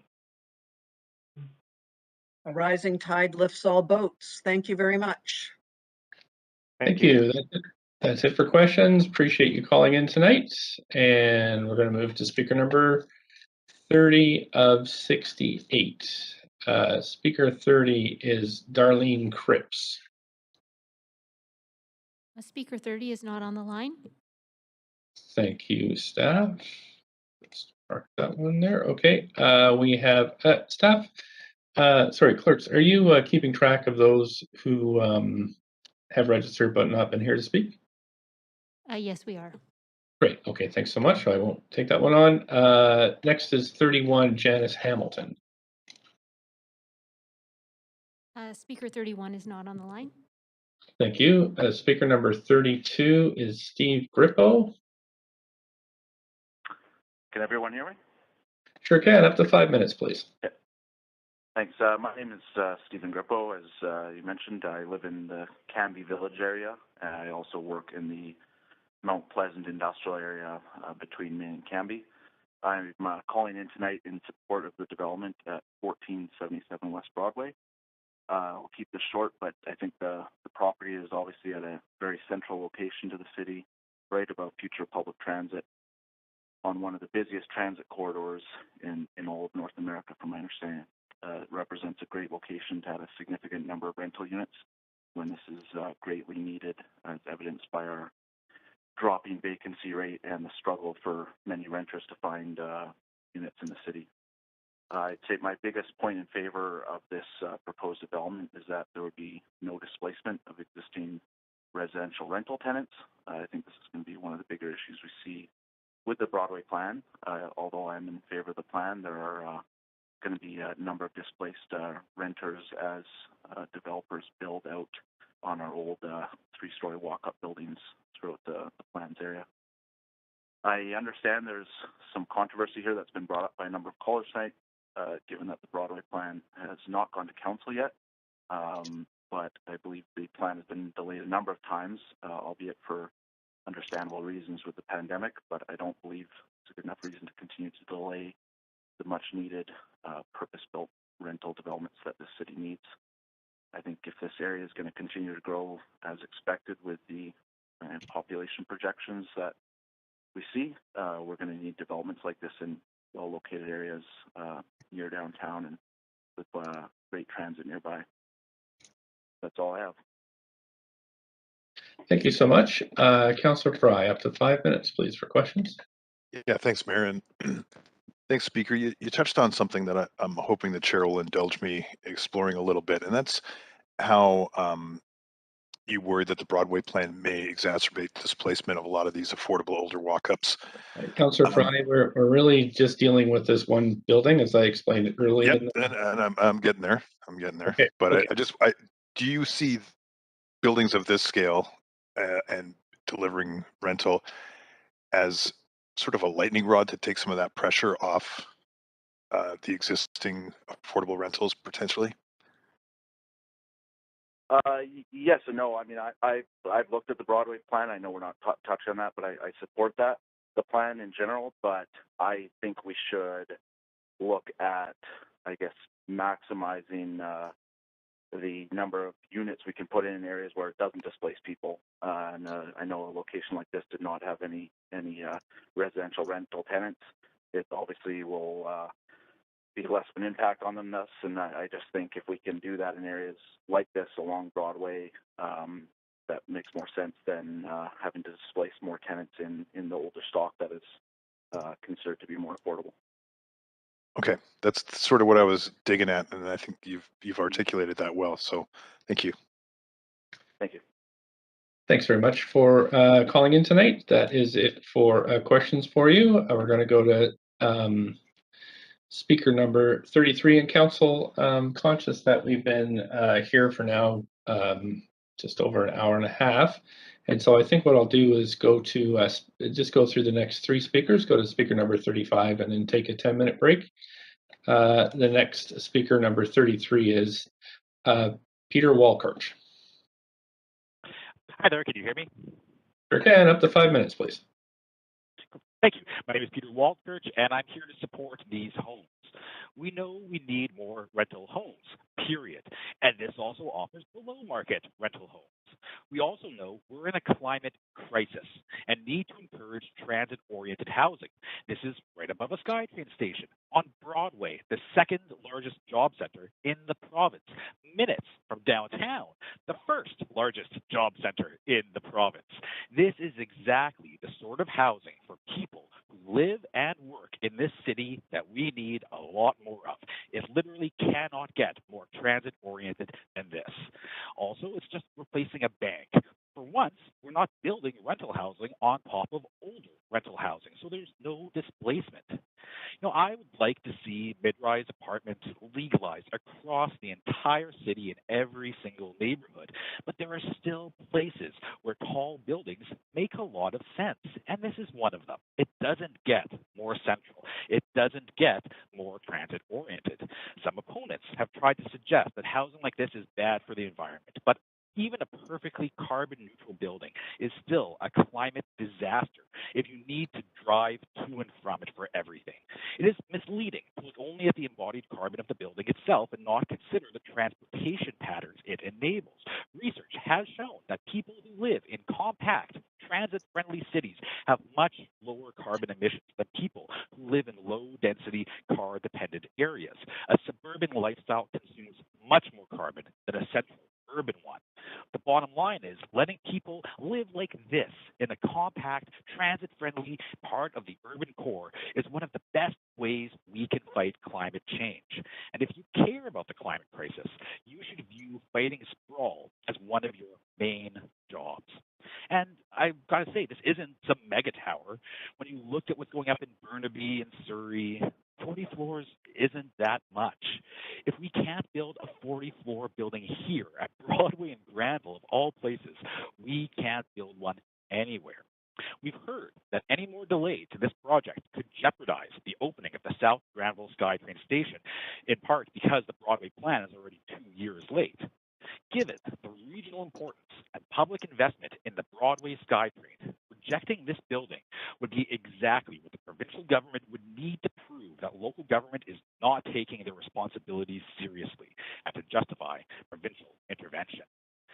In nearby Shaughnessy, you can walk them in just a few minutes, mega mansions that take up more land than this tower get built without any sort of public process. They pay zero or virtually zero fees to provide public amenities, no affordability component. You know, at the previous evening, a councillor asked about how this building will contribute to the public realm. I didn't see that councillor. I've never seen him demanding that Shaughnessy estate owners let the public onto their lawns. I don't see this council trying to impose an affordability requirement on Shaughnessy mansions or to broadly legalize low or mid-rise apartments there. I think it's ludicrous that something like this that so clearly responds to the actual needs of this city needs to be approved on a case-by-case basis, taking up hours of the time of our most senior civic political leadership, all dressed up in some public consultation, which is just a contest to see whether there's more supporters of rental housing or more opponents who can spend hours over several weekday nights waiting on the phone. You know, the city sent out over 4,000 postal notifications for this and got about 400 responses, a mix of support and opposition. Well, counting up that support versus opposition only tells a small part of the story. The main takeaway should be 90% of people don't care. By the way, a previous speaker mentioned the local neighborhood group, the Fairview South Granville Action Committee. Who are they? The website doesn't name a single person who's behind it. I live in Fairview. I have for, well, I guess about 6 years now, 4 years, 5 years. Anyways, a few years ago, I wrote to them to ask them how I could get involved. They never even responded. Who put these sorts of closed-door groups in charge of anything? How many people do they represent? How do they arrive at their views? Who says they can speak for the neighborhood? This sort of process is just not a sensible way of responding to the housing crisis, not a sensible way of responding to the climate crisis. We need to do better than this because there's urgency to the housing crisis. There's urgency to the climate crisis. Delay is not acceptable. And we've already got a lot of delay from this council. The Broadway plan is already 2 years behind schedule. It's easy to just let things stall endlessly, to refuse to make a decision. A vote for more consultation easily turns into another couple years of housing and climate inaction. What do you stand for? Please, get on with it. We need these homes. Those are my comments. Thank you so much. I don't see any questions for you, so we'll move on to the next speaker, but thanks again for calling in tonight. We have speaker number 34, Dale McClanahan, who I believe is in person, clerks. No, actually, I'm on the phone. Can you hear me? You are. Okay, great. Please go ahead, up to 5 minutes. Okay, I'm speaking on behalf of Granville Island Council. We are appointed by the minister responsible for CMHC to participate in decision-making for the island and implementing the 2040 Granville Island Plan. I'm also a resident of the area, and I'll make some comments later, very quickly, regarding my personal perspective. But with regard to the Granville Island perspective, we're very supportive of this building and development. We think it's a good utilization of transit investments, which are very substantial. And we think that the scale and nature of the building will draw people to the area, increase service to the area, and most importantly, provide for alternate methods of getting on and off of Granville Island relative to car-oriented travel. So from the island's perspective, we're very supportive of this. From a personal perspective, I'm a resident at 16th and Granville in the Highcroft building. And what I anticipate happening when this building, if you approve it, is built out, we're going to have enhanced retail and grocery opportunities that'll be replacing some of the smaller shops which were extant here back when I lived in this area back in the late or early 80s. And I think that'll be an addition that's positive for the neighborhood. I think that the scale and the quality of design is positive, and I think that the inclusion of purpose-built rental, including a proportion of affordable rental, is also a big positive. When I moved into my current home and look out at the view of English Bay, I knew that it would not last forever. And in part, as they say, pretend it's a city. And with the growth and the development opportunities along Broadway, I had always anticipated there'd be a change in the landscape. I'm happy to say that I think the Broadway plan strikes the right balance of job and residential development that, supported by transit, is a natural. And I'm willing to trade off what inevitably will be some loss of view in exchange for the housing opportunities that will be created and a better utilization of a very substantial public investment. I'll leave it at that, but I'm willing to trade my view for a better city and a city with more and better rental housing. So I add my support to this. Thanks so much for phoning in this evening. I don't see questions for you, so I will move to speaker number 35. We have Sebastian Lipa. Sebastian Lipa, speaker number 35. Hi there. Hi, Mayor and up to Council. 5 minutes. Hi, up to 5 minutes whenever you're ready. Hi there. Yeah, my name is Sebastian Lipa, and I'm calling in my capacity as the manager of planning for Granville Island. And I'm calling to offer my support to this project. This project, which will bring a lot of additional residential density to the neighborhood, I think, is very much in line with our goals for Granville Island. Our long-range goal for the island is to, over time, increase the number of trips to the island, while at the same time decreasing the number of trips that are made by car. And this trend has been we've seen this trend happen for more than 20 years of higher numbers of people visiting the island and fewer trips by car. So that's a positive. But our long-term vision is to see a lot more of this. We have a lot of our land which is currently used for surface parking. And when we did our 2040 vision plan and with our in consultation with the community, people told us they'd like to see us build on the strengths of the attractions we have on the island.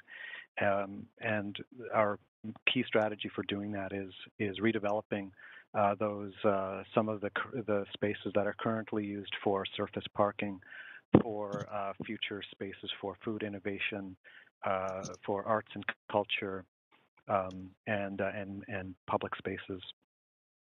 So this shift from car trips to other trips made by other means, walking, cycling, transit, is central to our strategy. And so having more people in the neighborhood through a project like this and the associated Broadway plan are fully supported by staff at Granville Island. And I just would like to say and compliment your staff that have been really great about engaging our community through the process of this and the Broadway plan. And so we understand that the rezoning before you today is in alignment in terms of the density with the directions coming to you shortly in the Broadway plan. I'd just like to finish by mentioning that Granville Island does generate up to 2 million car trips a year. That's a lot of car traffic in this neighborhood that we think that over time could be dramatically reduced with greater density in the neighborhood, where more of those trips to the island will be made by people walking and cycling and using transit to visit the island. Thank you. Thanks very much for your participation tonight. Councillor Weave has questions for you. Councillor Weave. Yeah, just a clarifying question. Can you talk a little bit about the process of consultation that happened with your group? I'm just interested on recognizing the proximity of the planning work you're doing and this project, and just a little bit more of what that process looked like. Yeah, our general manager has been involved in discussions on this project over the course of this project. I've first on the staff level, I've been in contact with and we've been engaged by city staff on the Broadway plan, who have spoken to tenants, spoken to staff on the project. So we've been up to date throughout the whole process.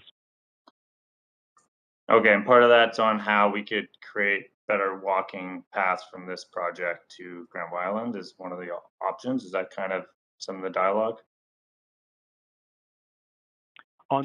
So for this project, we have been discussing the potential for if there's any opportunity to make sure that on the transit side, so that transit station users are aware of the proximity of Granville Island.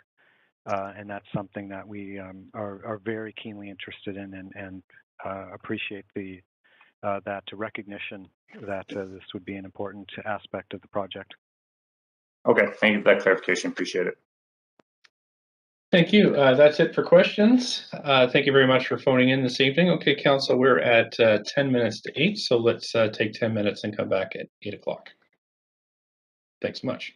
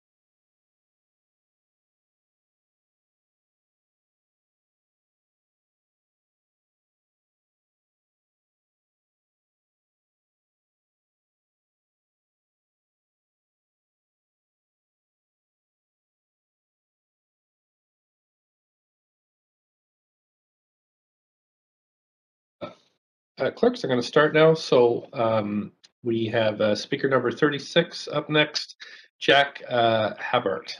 Jack Habert, speaker number 36. Yes, I'm here. Thank you, Mr. Mayor and councillors. I assume you can hear me. I can. Please go ahead for 5 minutes. My name is Jack Habart, and I live in Fairview. Unfortunately, I oppose the CD1 rezoning for 1477 West Broadway. I appreciate, Mr. Mayor, that you have requested we focus on the building as opposed to the Broadway plan. But I have to say it's impossible to consider 1477 without thinking of it in the context of the Broadway plan. And certainly, if, as many people have suggested, we want a lower rise future, then approving this building in advance of the plan means that we may well have a second Fairview Folly, as one of the earlier speakers said. I've been listening with quite interest to the people who support the plan. And what I hear when I listen to them is that some people like the specifics of the building, for example, the grocery store. But primarily what I'm hearing is that people want more dwellings. And a number of people have quoted the 223 market units and 49 moderate income units. That sounds significant, but I've been reading Brian Palmquist's blogs or emails, and it appears that we currently have about 120,000 dwellings identified to the city in some form of progress. So if we think about it in that context, the 223 or the 49 are not that big a number. In fact, they don't move the needle. The second point is that, as many speakers have said, the building itself is an inappropriate building form from the perspective of climate change, from the perspective of livability, and probably from the perspective of the cost of the units. And if we think, and so a lot of people, myself included, would like to see more of a low-rise, mid-rise future for the whole Broadway area. And it seems to me we have plenty of room to meet our future population needs. If you look at the Broadway plan as it was sent out, and you look at the I'll call it loosely zoning, the building densities that were laid out there, it looks like there is actually not room for $37, which is what the plan says, but in fact more like 100,000 additional dwellings, far more than any reasonable forecast that I can come up with. So it seems to me that we have plenty of room to actually have a low-rise development that would meet our foreseeable population requirements. One of the other issues I think that shows up in people's minds about the high-rises is that seems to be the only approach the city has taken so far to coming up with some affordable housing. And I'd like to point out that other areas in North America, such as Cambridge, Massachusetts, and Berkeley, California, are in fact working with the idea of density that approves buildings only for affordable houses. And when you look at some of their models, and even some modeling that was done for the Broadway area, what you see are very attractive, reasonably sized buildings, or reasonably sized suites in buildings that are in generally the 6-story wood frame context, if you like. And it seems to me that we really need to be looking at those kind of options as well, and not just lock ourselves into this high-rise future. Now, going back specifically to 1477, on Thursday, Councillor Carr raised the issue that it was possible to complete 1477 within the existing zoning or within the the original plan, which I believe was 6 stories. And then at some point in the future, if the zoning is changed or the Broadway plan is approved, the building could then be extended. I believe it's the only responsible approach that the council can take at this point is to not approve this rezoning and set it aside until the Broadway plan has been completed. Thanks so much. So those are my comments. Yeah, and Councillor Hardwick has questions for you. Councillor Hardwick. Thank you. I'm going to go back to my first question last, but on your closing remarks there, your point is about the cart and the horse. Yes. Yeah. Was that a statement or a question? It was I was just confirming that that's what you were saying. Yes. Yeah, definitely. I think without that larger context, a 39-story building makes no sense. Thank you. So the other point I wanted to ask you about was your comment about the population growth forecasts. I've noted this personally through my research for some time, and what I'm trying to wrap my head around, and maybe you can add some color to this, is why we are promoting growth in excess of pace of change growth forecasts. Do you have a sense of that? Well, I can give you some context. I went to one of the initial workshops for the Broadway plan, and I asked the city staff what the target was for the population. The answer was, we don't have a target. And that got me really kind of curious. So I started doing some digging myself. And I went to Stats Can, and as you know, it shows Vancouver growth rate at about 1% a year over the last 20 years. If you apply that to the Broadway plan, this is about 800 people and 500 dwellings a year. And I then went to the BC government website, which has more granular data. So instead of just looking at Vancouver as a whole, you can look at the individual areas. And this is the data that the province uses for planning things like health services. Their forecast for our area was about 1.3% a year, which is about 1,000 people and 700 dwellings. So you've gone from 800 people to 1,000 people and 500 dwellings to 700 dwellings. Then the Broadway plan came out with even higher numbers, about 1,700 people and 1,000 dwellings a year. So this is twice the historic growth rate and about 40% higher than the BC planning data.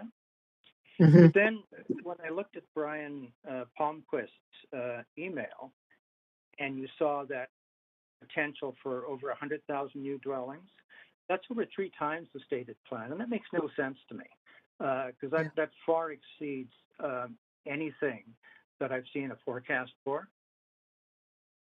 Right. So the difference between incremental growth with a margin of error, a reasonable margin error versus exponential, like double projections. Or triple or more. Why would we do that? Councillor Hardwick, we're just going to try to steer you back to this building.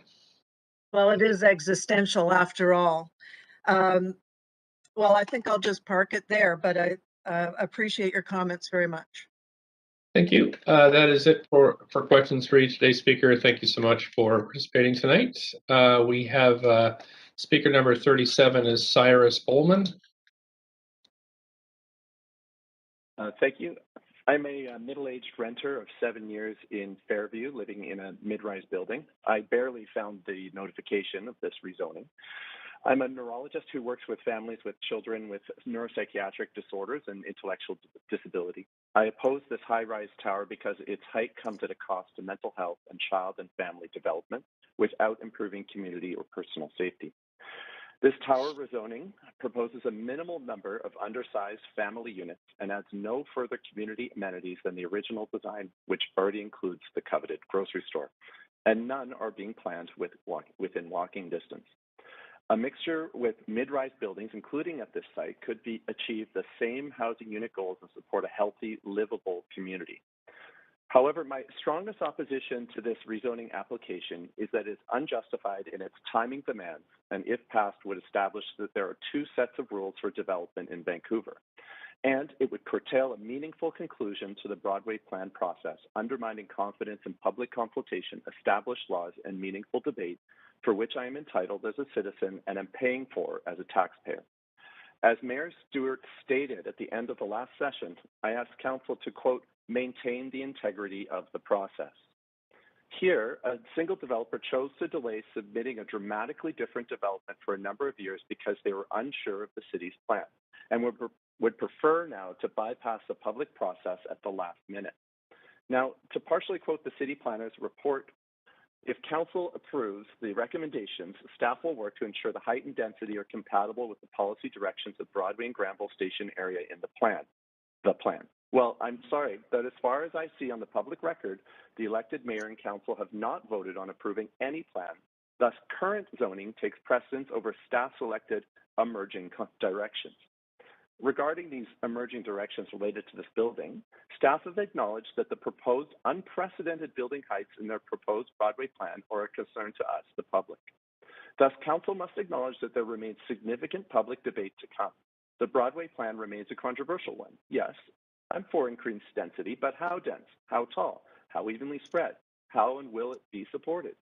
The devil is in the details. A previous speaker showed us the potential consequences of opening floodgates. Accepting this rezoning, the tallest height proposed in that draft plan, renders the entire Broadway plan consultation moot. Council will have made the decision disregarding the public, making the expensive consultation process a waste of taxpayers' money, a farce, and a statement that in the city of Vancouver, rules don't apply. This application raises another question. Do other developers, homeowners, and landowners who wait years for approvals get this same special treatment? There's no particularly special need for this building to be built. A similar building to be built next door or half a block away along a time frame that respects the public process. If council later approves a plan with a 40-story policy around stations, there are many other nearby properties that can be developed to this height instead. Because we can all agree that it's not going to be every single building that is going to be this side one after another. Why should another landowner be denied this same privilege? There's nothing particularly important about being on top of the station. The residential building does not enter into the station any more than a neighboring building would. Most of the city's nearby stations are 1 story tall, and one expects will be surrounded by taller buildings. Indeed, more tall buildings can surround a low-rise station than a high-rise one.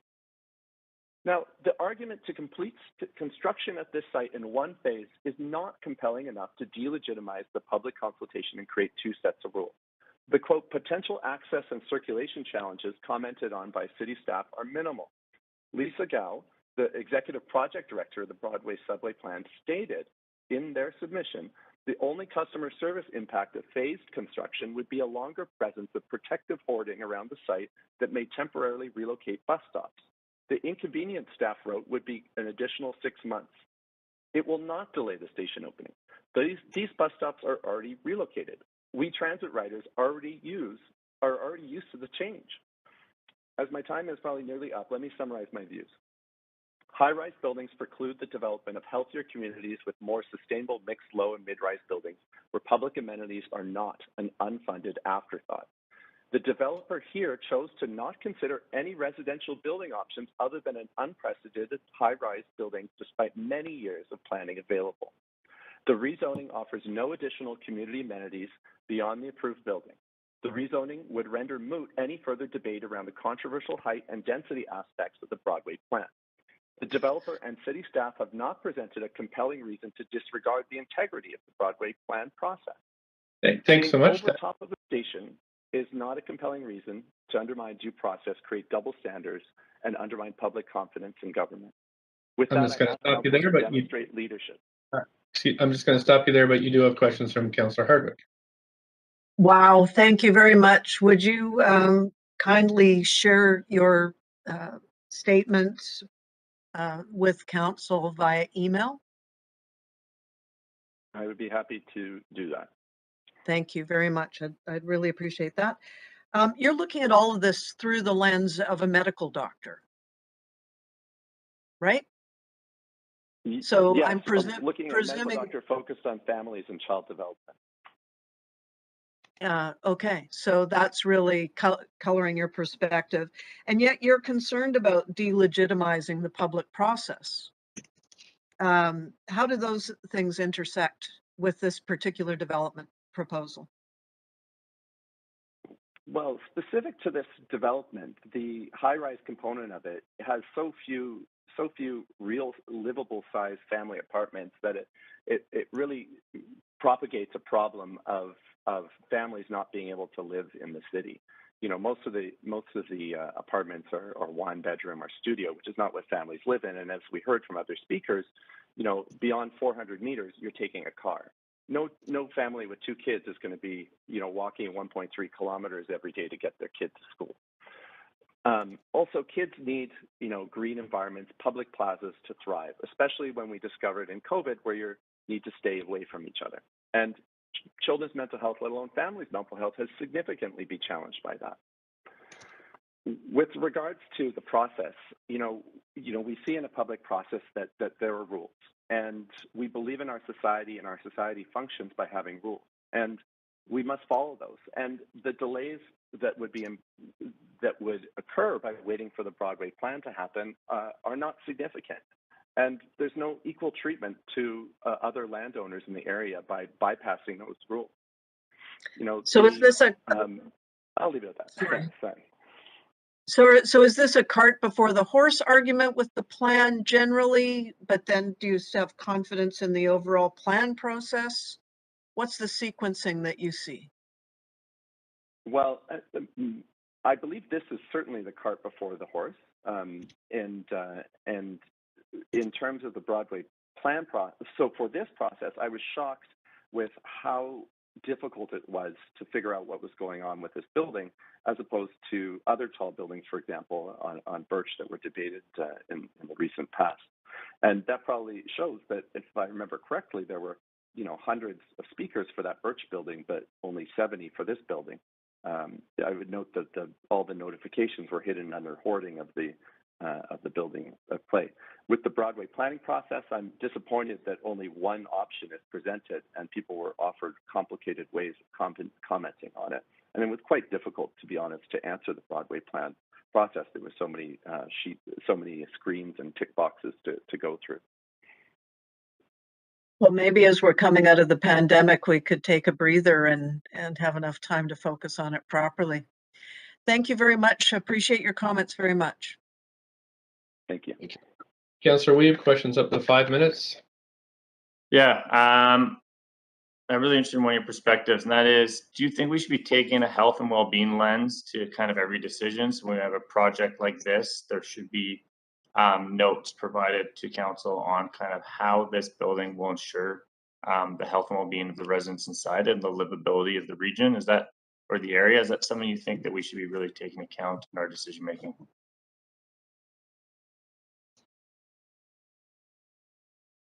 The speaker seems to have disconnected, so we'll try to get them back online. Okay, thank you very much. Okay, clerks, I'm going to move on to the next speaker. And just let me know if you get speaker 37 back on the line. We have speaker number 38, Rakshana Engineer. Yes. Hello, and thank you for your valuable time and attention. Today I'm going to speak to you more as a passionate, proud Vancouverite born and raised rather than on the logistics, as I only recently learned about this project, much to my dismay. I am totally opposed to the rezoning of 1477 Broadway, which I regard as a monstrosity and an eyesore. And on this point, I want to raise something that I don't hear a lot of, and I certainly know that area well because I was born and raised in Vancouver. I remember the old iconic Aristocrat, and I spent decades literally in that area, and I grew up on Granville Street. In the 1990s, I was a tour guide. I met people from all over the world. And a constant thing, which we all know and love about Vancouver, was the fact that we have the mountain view. It matters. Aesthetics matters. You drive down Granville Street, coming from the airport or just coming from southbound, and you see the beautiful mountains framed in front of you, not with the eyesore thumbtack in the middle. You do the same down Cambie until recently, right near Queen Elizabeth Park, and it was part of the commons for all Vancouverites. You shouldn't have to go to Prospect Point for a beautiful view. You shouldn't have to go to the top of Queen Elizabeth Park or be a tourist for these views. This is part of what makes Vancouver livable and enjoyable for all of us. So talking about aesthetics and beauty and the mountain view is not frivolous. It is fundamental to what makes Vancouver a beautiful and desirable place to live. Now, today, if you go down Cambie, that's blighted. Even though they put up low rises, no one thought about what happens when you steal that beautiful view with the Queen Elizabeth Park, the boulevard going down. You can't see the mountains anymore. Instead, you have absolute development with no character at all that totally invaded that area. Now, this is not to say I'm against low-rise development or I'm against densification. As other speakers have alluded to, it's not a question of densification versus none. It's about doing it smart. And here we're speaking about 39 stories. Has anyone really fathomed 39 stories? That's overkill. That's mega overkill. You know, I've heard people say, well, you know, where you have transportation hubs, you need to have, mass development.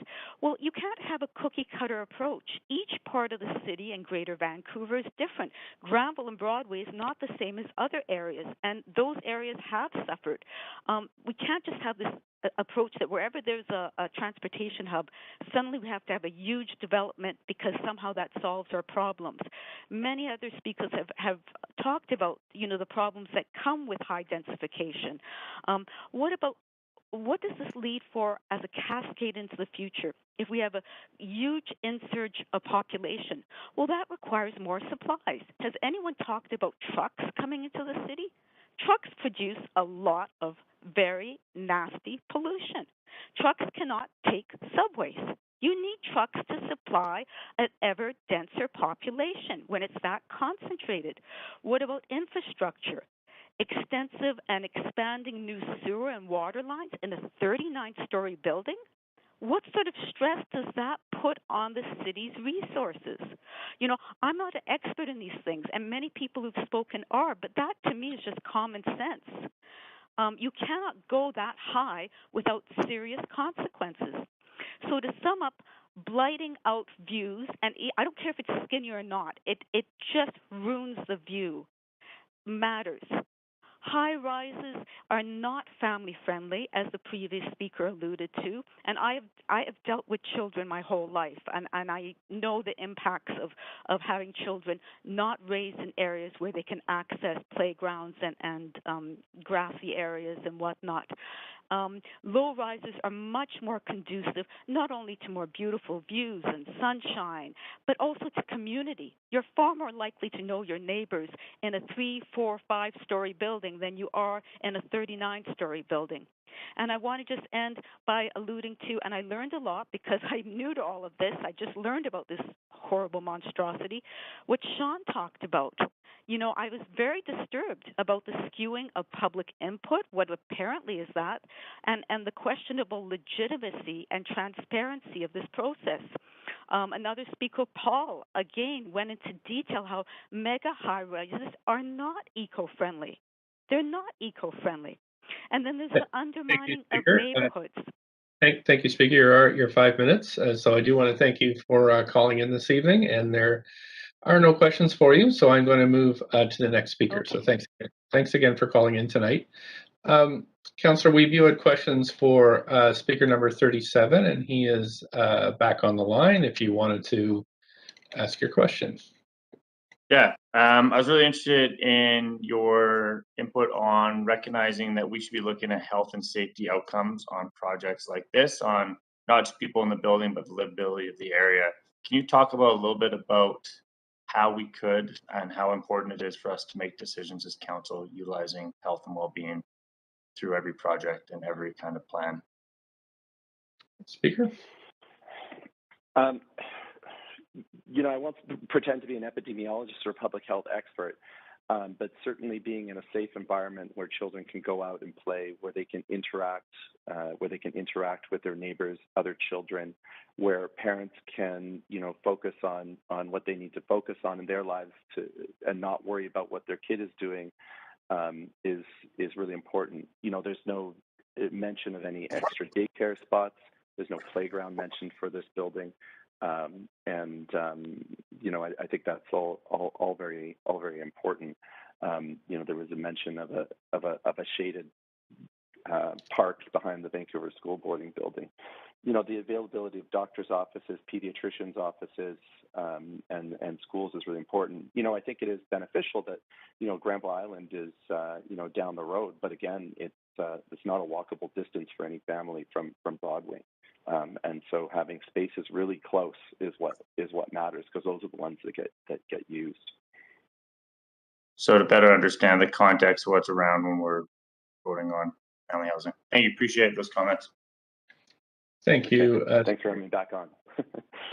Thanks for answering. That's it, Councillor Weep. I just wanted to remind speakers that if you've missed your turn, there will be time at the end. I will call 3 times for speakers to come on, whether you were on the list or not. So there is ample time at the end if we missed you. Just wanted you to know that.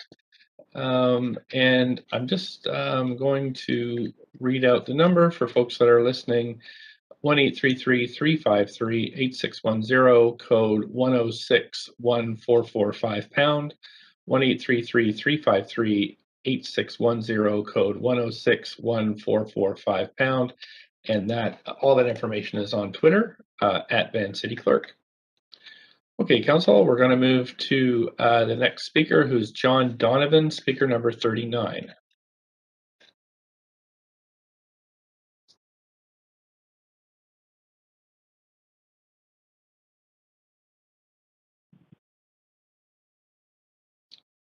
Clerks, do we have John Donovan, speaker number 39 on the phone? Yes, speaker 39 is on the line. So we'll just try again. Just one moment. Thank you.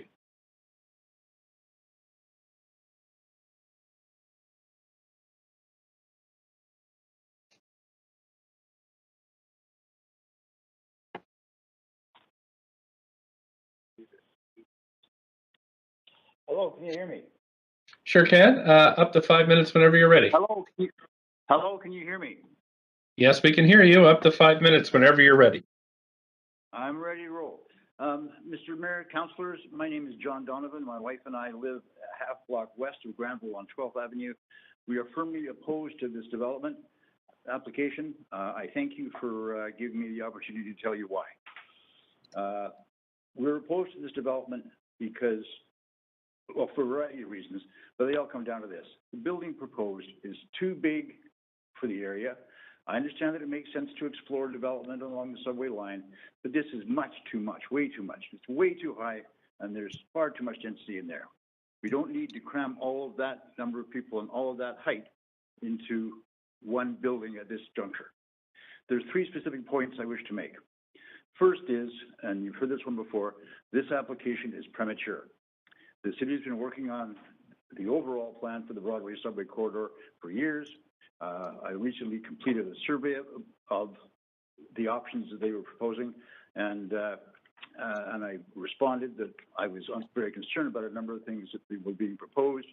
I haven't had a response to that. I know my neighbors and other people have the same view as I, and so I'm waiting to see what the plan's going to say, but I fail to see how we could have a development application of this magnitude go ahead at this time in this city without a plan being in place.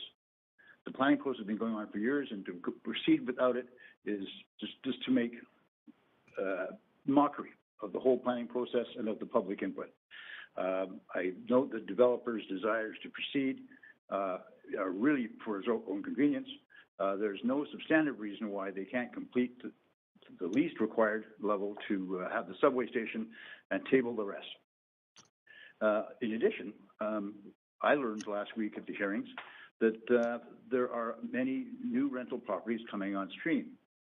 surely these should be built and absorbed into the system before we go around building buildings like the one proposed. My second point is this application ignores the lack of infrastructure in the area to support the people who are going to live there. There's no adequate parks, schools, or other amenities to support the sudden infusion of residents that this development would bring. Granville, the nearest park, is tiny and it's half a kilometer away. The city's high-density housing for families with children guidelines stipulate that sites selected for family housing development should be within 0.8 kilometers walking distance of an elementary school. And as has already been pointed out, the nearest school, which is, is Falls Creek Elementary, is 1.3 kilometers away. And the next one, Henry Hudson, is 1.6 kilometers away. And that's twice the maximum recommended by the city's own guidelines. Where are these kids going to go to school? I don't know. These schools are at or near full capacity, and I find it insulting that the developer has applied for a waiver of the development cost levy. This would relieve him of the obligation of contributing some $3.3 million to defray the cost of providing these amenities, and the money ultimately, if this time goes ahead, is going to come out of my pocket as a taxpayer. Third, the application does not adequately address the effect it will have on our community. We appreciate that all things change. Some development along the Broadway line is inevitable, but this outlandish proposal is, as I said at the outset, too much. My wife and I retired to our present residence on West 12th about 2 years ago. We had no interest in moving downtown or to the West End. We do not want to live in a place like that. We like our present community. We like being able to see the North Shore Mountains. We do not want to live in any downtown. As I said, this application, if allowed, will set a serious precedent for the development of the whole Broadway area under the Broadway plan. On April 11th, last Monday, Dan Fiumano wrote in the Vancouver Sun that to many residents of our area, quote, it may come as an unwelcome news that in the view of the City Hall's planning department, downtown is coming to them. I can tell you it's certainly unwelcome news to my wife and I. We do not want this. Our neighbors do not want this. There is a zoning application for this being heard now is extremely disappointing to us. There's no place in our communities for buildings like this one. Unfortunately, it's not, pardon me, I got that backwards. Fortunately, it is not the planning committee who decides whether downtown will come to Fairview, South Granville. It's your decision. You are our elected representatives. I strongly urge you to reject this application. Thank you. Thanks so much. I don't see any questions for you, so I just want to thank you for participating, and we'll move to the next speaker. We have next Roberta Olenek, speaker number 40.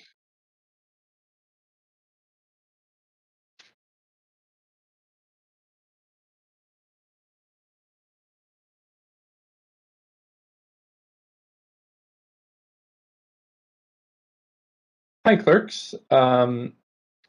Anytime. Yeah, speaker 40 is on the line. Okay, great. Thank you so much.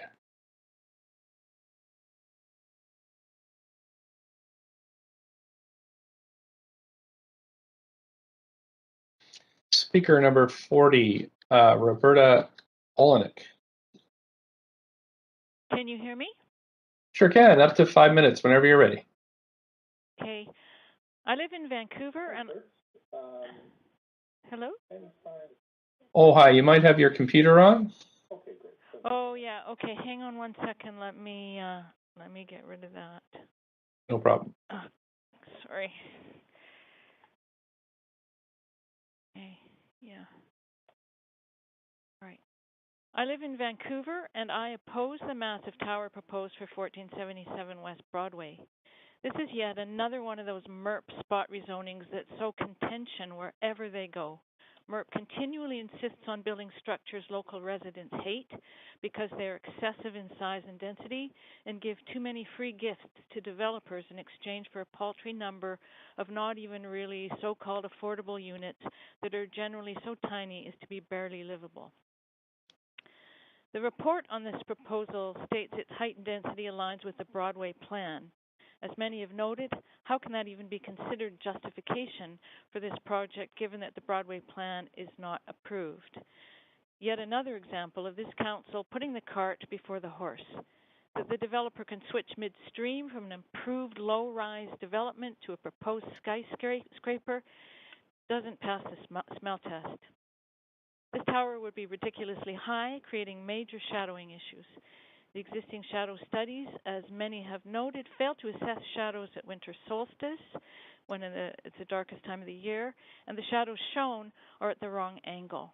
This kind of oversight and sloppiness is unacceptable. Stop trying to pull the wool over our eyes by neglecting to provide the whole truth. Shadow studies have been inadequate and misleading on other previous projects supported by Council.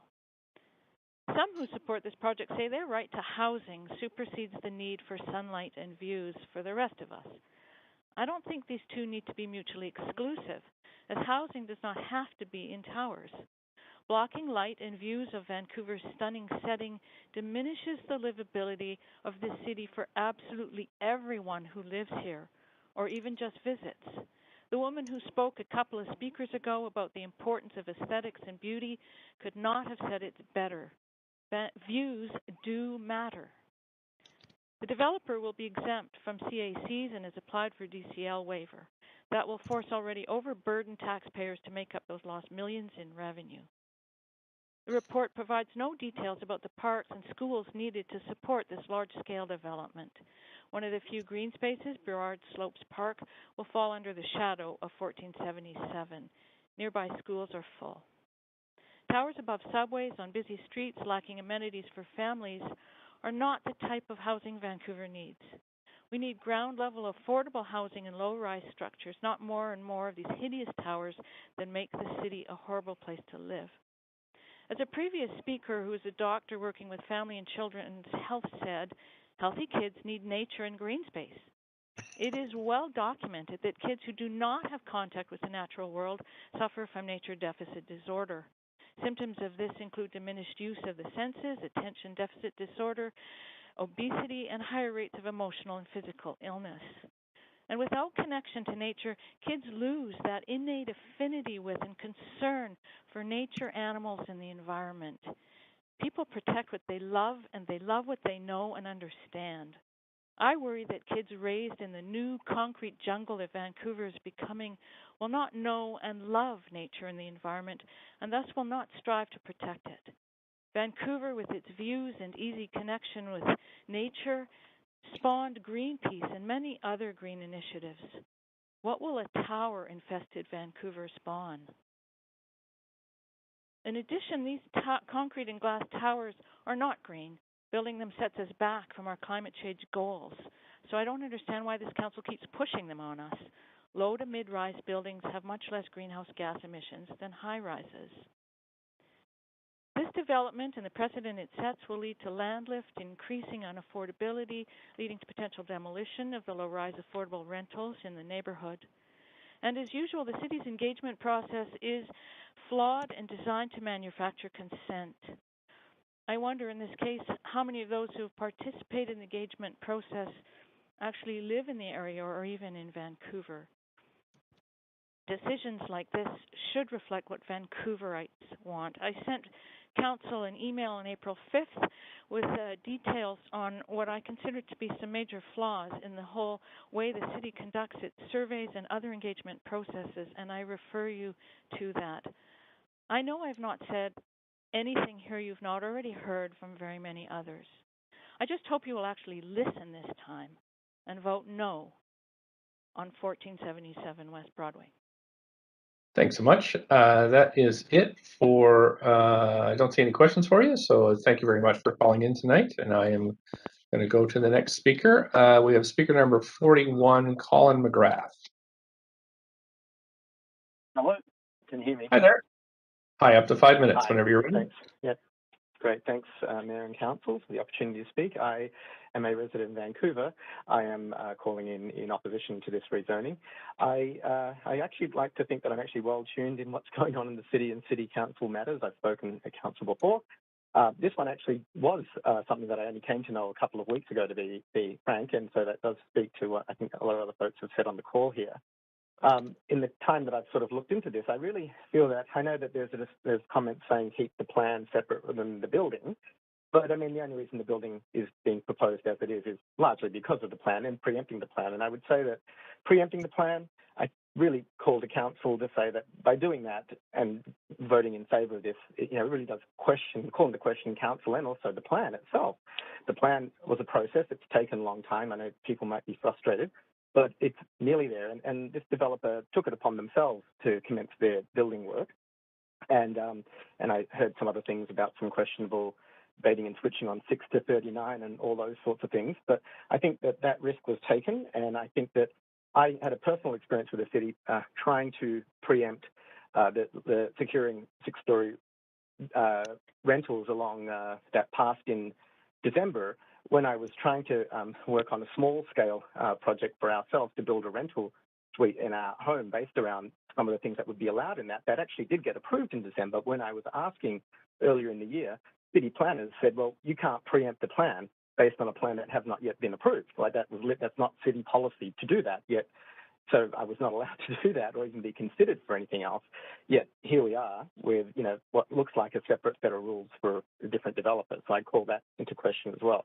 I know I've listened to a lot of folks in favour of this and the call out for more affordable housing, and those against it, and those experts who spoke about all of those things around the lack of consultation, transparency, it not being a green building.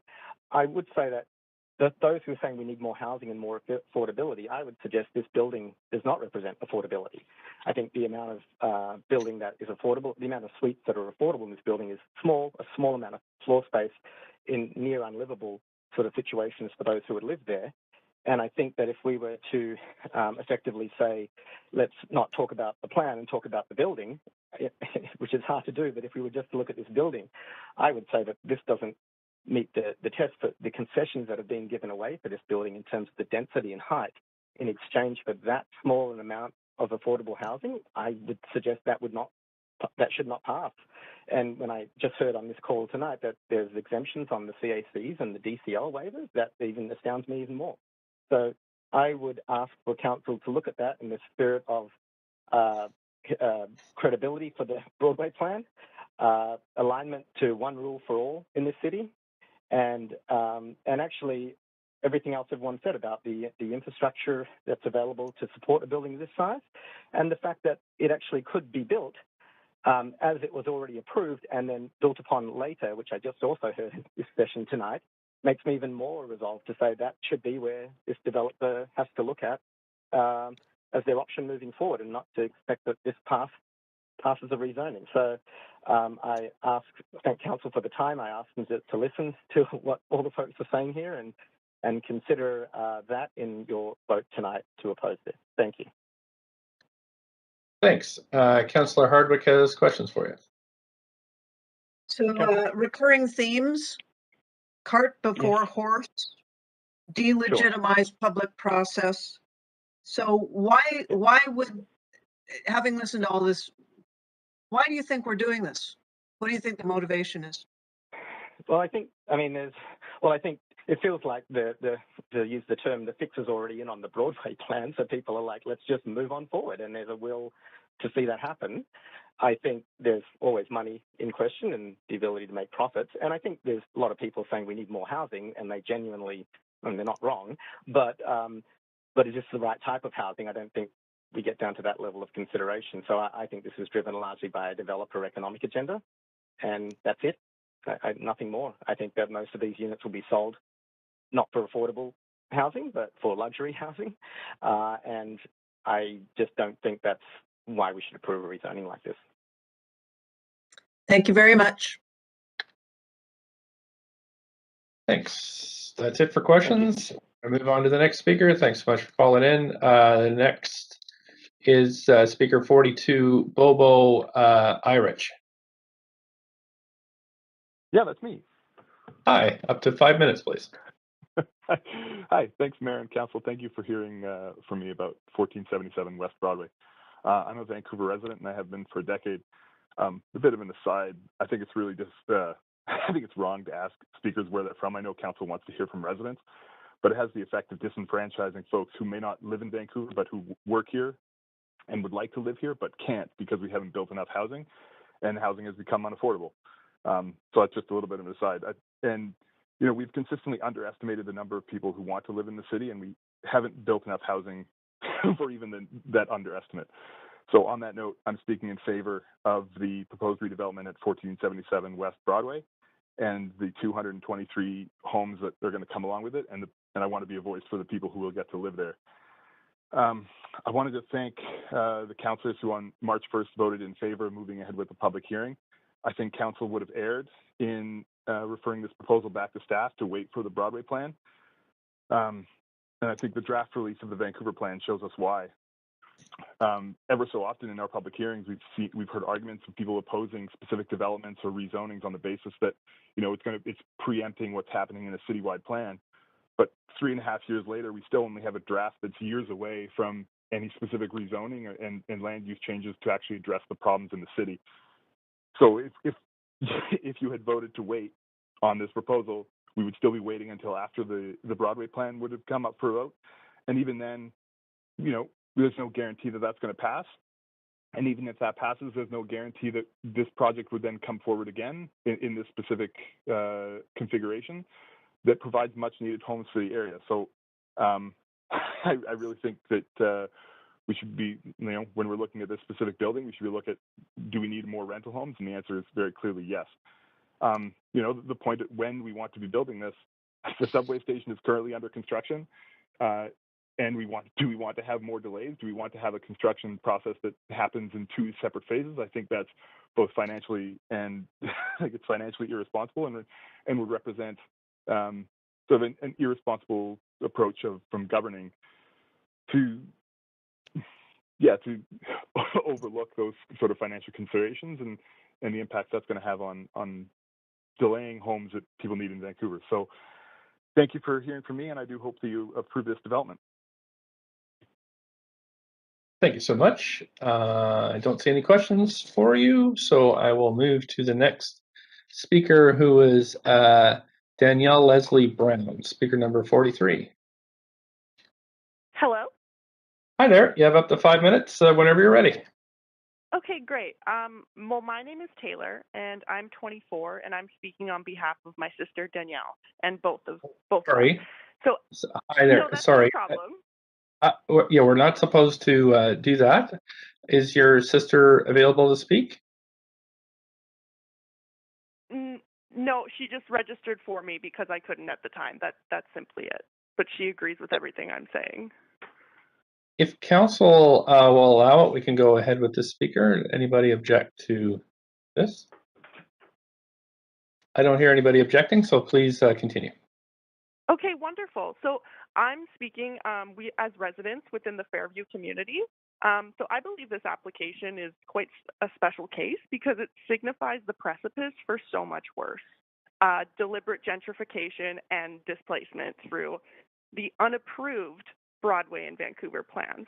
So in that context, I'm speaking as a resident in one of the many buildings which are designated to be demolished in favor of unaffordable high-rise housing as part of the proposed future metro core of the city.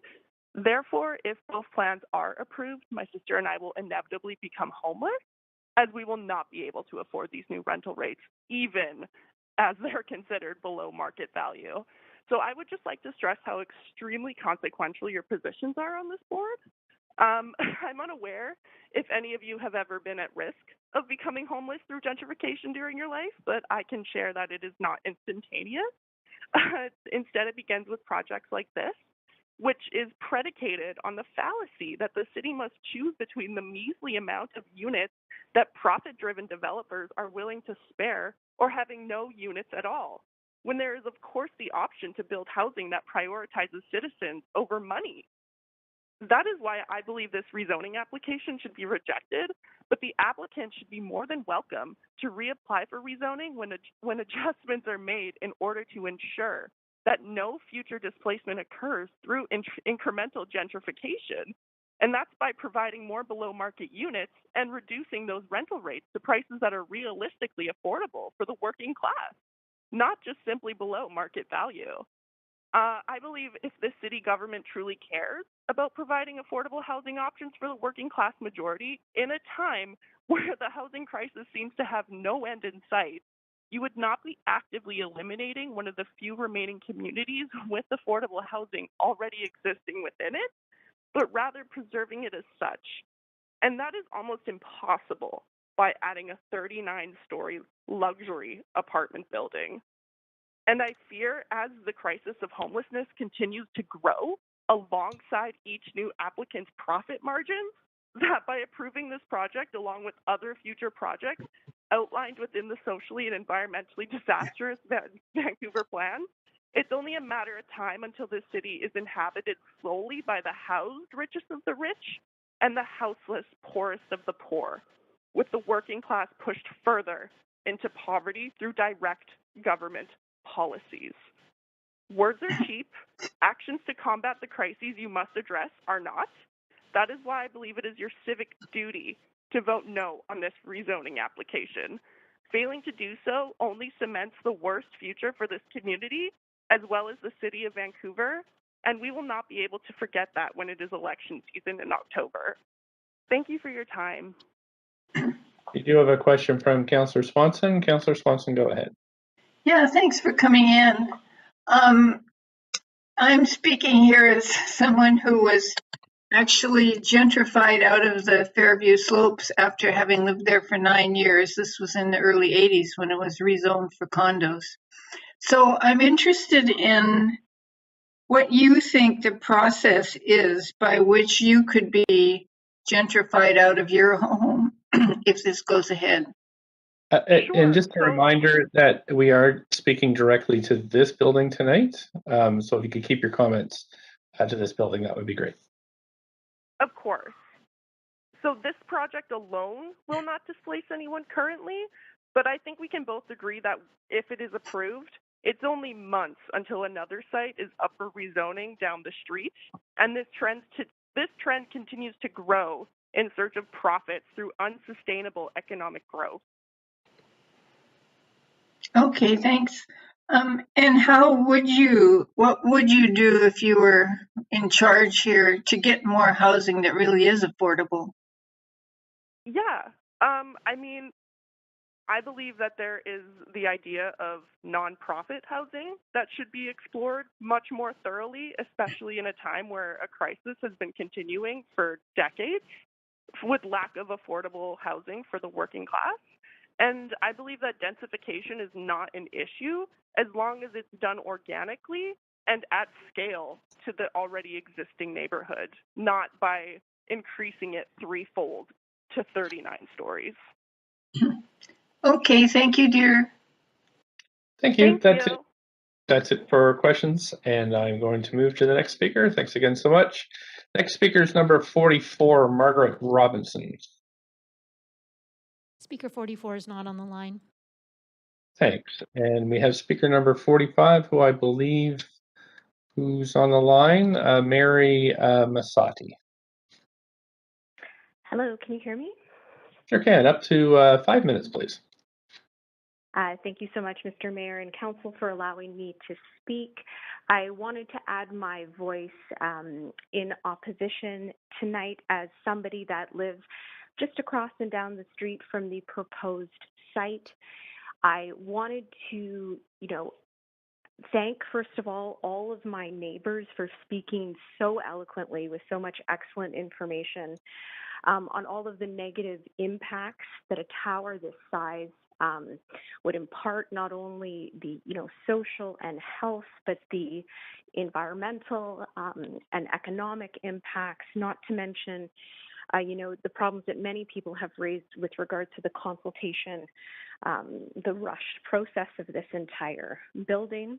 For a bit of context, I lived and rented in downtown Vancouver for almost 10 years using public transit every day. So I understand, the need for affordable rental housing, and I'm actually very excited to see the transit that's being put in on Broadway, and I understand the need for increased densification.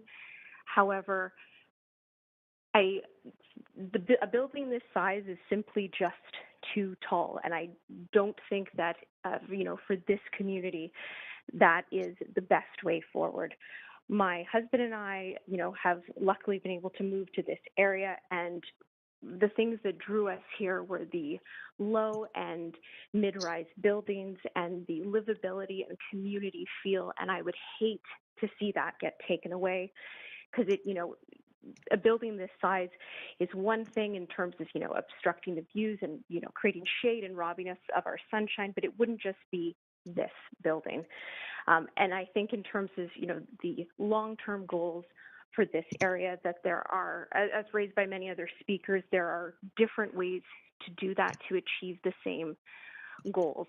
I'm particularly worried about the lack of community resources with such an increase in density and population. I'm pregnant with my first child, and I simply don't know where they're going to go to school. There are barely any school kindergarten spots as it is. And without an increase in resources, it seems like it would be near impossible. So I know you've heard from a lot of people, and I don't want to take up too much of your time, but I would really implore you to consider, a building of a smaller size. I think the building is beautiful, and the plan is beautiful. It'd be nice to have a grocery store, but it simply doesn't need to be this tall. Something in more of a mid-sized range. I think 12 stories would be great, but, definitely less than 20 would be something that my neighbors and I think would be much more on board with. Thank you very much. Thanks. And I don't see any questions for you, so we're going to move to the next speaker. Number 46 is Maureen Sherrod. Hi, can you hear me? Sure can. Up to 5 minutes, please. Oh, gosh. I'm opposed, and some of the speakers tonight have been absolutely eloquent in that. I can't say enough about how this is the cart before the horse, and we're talking like maybe 6 weeks before the Broadway plan comes back to council for approval. How could we even be considering this now? And I'm not a person that casts suspicion on staff working at the city or at the park board, but what in heaven's name is going on? And this is all doing so much to erode the trust and the faith that people have within the city to be working and developing things for the better good of people. Kind of who's the person that found in the dumpster the plans for a 39-story building? Oh, at the time that this developer was asking for 5. You begin to wonder. I know we desperately need housing, but I'm going to bring up the point that keeps being made again and again and again. And by the way, the empty homes tax does actually help. We have 1 in 4 housing units that we've built in the last, 7 to 8 years that have been bought by investors. We are not building the right type of housing. And by the way, I'm not just speaking about overseas investors. We have people who own houses in Vancouver who are buying second homes. There is something wrong with this picture. But, something that is, it's just taken me actually till tonight to realize this. We have all these grand plans, like the Broadway plan, but are we just aspirational? Are we just hoping that somehow God will kind of come down and there'll be parks and schools and daycares? Nowhere in our plans are there any concrete ways as to how the city is actually going to make these things happen. I'm just stunned now when I see that, oh, good, we're going to allow all this density, but we have no idea how we're going to bring about these things that are so important. And I must admit that I'm stunned tonight to know that they're not paying any community amenity contributions. Like really? Why not? I missed the presentation, so I don't know what the rationale for that is. And in response to that article that Dan Fumano had, and the comments by Sean Nardi in another article, the average rent in the area is $1,500 for a unit, and yet the market is at $2,200. So I just played inflation forward at 5 years and 5 years to build new places. And by the time we get out 5 years with that increase, the new units that we're building for affordable housing at 20% of that value will be $2,250, or a 50% increase. Who in the hell is going to be able to afford that? So it just floors me, and I can't understand any families that would want to live in there, because how are they going to get their kids to school? With their busy lives, they're going to be driving them to school, which is, I kind of think, against what we, the reason why we're building on top of a subway station. But the subway station doesn't go to Lord Tennyson, which is the closest school that I can think of. So, kind of, it wouldn't be worthwhile to do that. So I'm just opposed on so many levels. And that's all. Some other people have said it much more eloquently than I did tonight. Thanks so much. I don't see any questions for you, so I will move to the next speaker. Thanks again for calling in. Speaker number 47 is Will Cleveland. Yes, hello. Do you hear me?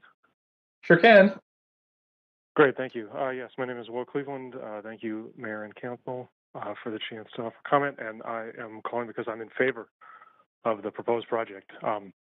We need more housing, as many people have noted, and if everyone stands up and fights against every project that would actually deliver housing, we're not going to get more housing. I'll be brief, but I'll note I'm a West End resident and live here with my family. Close to us, some new, higher end rental buildings went in on an old commercial site, like talking about the Safeway site on Davie Street. And, they're high-end apartments. We actually can't afford to live there. It doesn't bother me at all, because part of how this all works is the people who can live in the high-income apartments, they're going to find housing. So, you can build 180, like, higher-end apartments here, and it'll soak up that demand, or we can not do it. All those people will still get housed, and it's all just a game of musical chairs.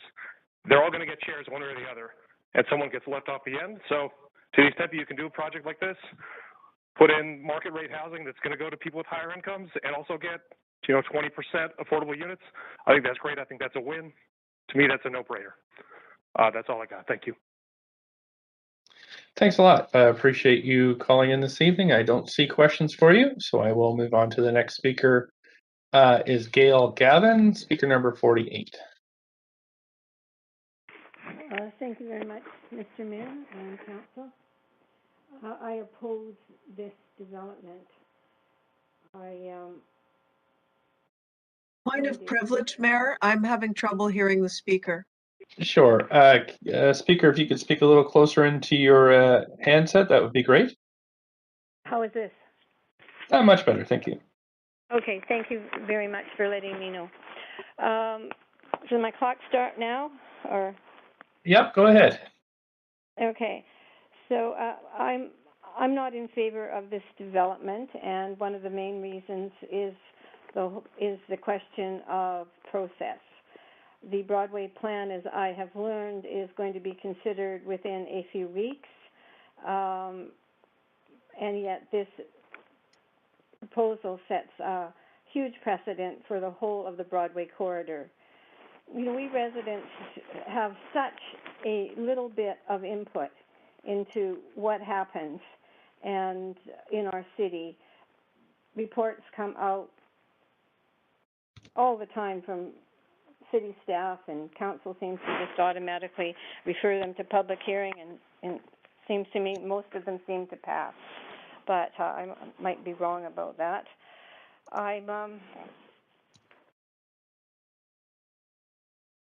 What is wrong with this particular project? It's being stated by many people: the height, housing for whom, what is going to be the quality of living in that area.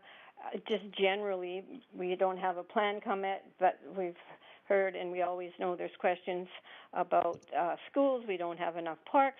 We don't have enough parks that are recommended for per person of population, we don't have daycares. And most egregiously, this developer is attempting to sidestep $3.3 million in fees and will not make any financial community amenities. So that's a problem as well in an area that has such a dearth of such facilities. The other thing that people have met and that I think is very, very important is the view corridor. There is a beautiful view still coming down Granville Street and a few other cities that come off that particular ridge that runs through our city. And this is going to be seriously marred by a building right here at Granville Street. I couldn't think of a worse place to put something of such a view blocker than right at Granville, because I've lived in this city all my life, and I know you come down and there you see it. You see the mountains, not so much anymore because of what's happened in the West End, but you can still see them. And this is going to be directly in the way, and we don't know what other buildings are going to be put up along the Broadway corridor. But the fact of the matter is that that's something that should be left to a consideration of the Broadway corridor plan. Affordability. A gentleman phoned in and he says there are people living outside of Vancouver who would like to live here. Well, for many people in Vancouver, they're not going to be living in these apartments, but if you live in Burnaby and you have the money to pay the rents that will be, even the affordable rents of what was going to be, $2,100, Mr. Mayor, is that for a one-bedroom, or is that I think it's a one-bedroom? There's not many people who can afford that, and families, I can only imagine I don't even know if there's a family units included in these about 200 or about 44 units that are going to be, quote, affordable. So the Broadway Tunnel, the Broadway Tunnel itself is, in my view, an environmental and economic disaster, but it's designed to densify the Broadway Ridge view, to connect out to the density that's being developed essentially by developers on the board of UBC. But just to take that into consideration in this particular project, they want 253 parking spots. So after we essentially dump greenhouse gases in the next few years building this tunnel that represent 45 years of what they hope they might offset by the tunnel being in effect, it's not really, where's this transportation concept? We've got a $3.28 billion tunnel in one of the smallest, populations. What we have, 662,000 people. Thank you. You are at your 5 minutes. So I just wanted to say thank you so much for participating this evening, and I'm going to move to the next speaker. Thanks again for calling in. The next speaker I'm going to call the names is 49 Ezra Semak. Speaker 49 is not on the line. Thank you. Speaker 50, Elizabeth Murphy. No, not on the line. Thank you. Speaker 51, Erica Weiss. Good evening, Mayor, Council. Thank you for taking the time to listen to me speak this evening. I am opposed to the rezoning application. Folks, we're standing on the precipice of an unmitigated climate disaster, and frankly, it strikes me as incredibly reckless that Council would even consider approving this proposed rezoning, given the tremendous embodied carbon costs of all the concrete and steel it would entail. Council's approval of this rezoning application would be even more horrifying, given that the entire corridor of West Broadway has already been earmarked for unprecedented development as part of your Broadway plan. I'm so dismayed by the city's contribution to climate change by enabling carbon-intensive high-rise developments like this one, and the precedential effect of this development if the rezoning is approved. So I guess I'm just curious, on a macro level, when are you going to stop pretending that vast swaths of the province aren't burning for several months of the year? When are you going to stop pretending that we are not choked with smoke from forest fires across BC and the entire North American West every summer? At what point are you going to stop pretending that residents of Vancouver are not literally dying due to climate change-induced heat waves? When will Council acknowledge its contributions to and its complicity in climate change by embracing endless, unsustainable growth and development, including through spot rezoning to permit development of high-rises like this one? You're not fooling anyone by pretending to lead green policy initiatives while simultaneously approving rezoning applications that will enable unsustainable development across the entire city at an unprecedented rate. It's so heartbreaking to see how many flagrantly empty homes there remain in neighborhoods like Kitts and Point Grey in spite of the empty home tax. The city should be trying to meaningfully address that and aggressively enforce restrictions on short-term rentals rather than using the lack of housing as a pretext to facilitate a retrograde model of endless growth and development. I frankly would not expect less from the majority of council, given that it has cultivated something of a history of disregarding community feedback and sustainable development. But because of the environmental cost and precedent it sets with respect to future unsustainable development across the city, I will be appalled if members of the Green Party vote in favor of this rezoning. As a resident of Vancouver and a voter in municipal elections, I ask that you oppose this rezoning application. Thank you. Thank you. Councillor Hardwick. Thank you, Erica. You started your remarks talking about climate change and kept that really as a through line in your commentary. Knowing that this is such a priority, to what do you attribute this growth promotion driver? I mean, this project is really illustrative of this growth promotion agenda in excess of pace of change and a sustainable model. This is obviously something you've thought about. Erica? I think I'm just thinking of what to say. I think it's money. You know, I think we need to start thinking about, you know, who is profiting from the facilitation of this type of development and the type of development envisaged by the Broadway plan. And I think it's time, given where we are in terms of this climate crisis, which is not a new thing. I mean, this has been going on for decades now. To really start asking the hard questions of how much growth and why this city should be encouraging so much growth in the face of this climate reality that we're living in. You know, and at what point are you going to recognize that that is not in the best interest of us and our livability and the planet? Like, it just seems so, frankly speaking, just so dumb and myopic and retrograde and short-sighted. And I think you should be thinking about how to enhance livability for the city of Vancouver for everyone who lives here. And there are other ways that you can increase available housing stock that I do not think have been fully explored. And I don't think that building high-rise towers like this, higgledy-piggledy, they're not, you know, even going to be affordable for the vast majority of people. I don't see how that helps anything other than detract from the livability of the city and overall enjoyment of people who live here. Well, we know that growth is inevitable, and we've demonstrated that we've been growing at a steady state rate. What I'm getting at is trying to understand why we're promoting growth in excess of that pace of change in what I think you've demonstrated is an unsustainable model. Would you agree? I don't have the answer to that question. I would be very intrigued to know what it is, because any plan that provides for development at a rate which exceeds natural population growth is just, it's reckless, it's appalling. Well, it's challenging. Thank you very much.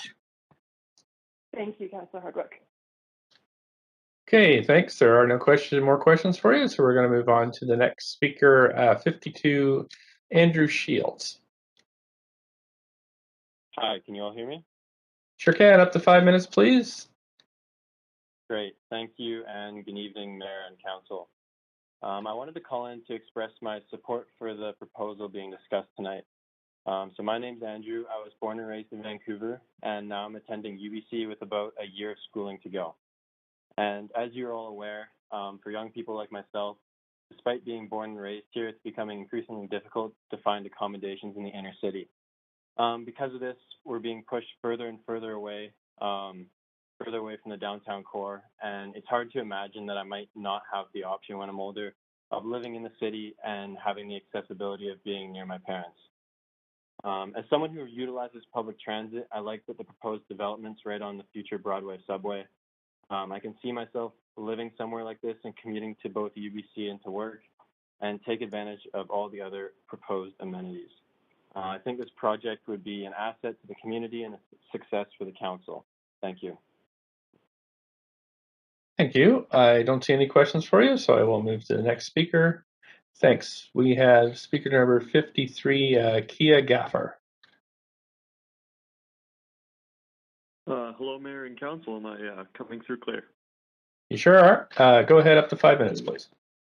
Good evening. Yeah, my name is Kia. Been living in Vancouver. I was 12. I came to this country.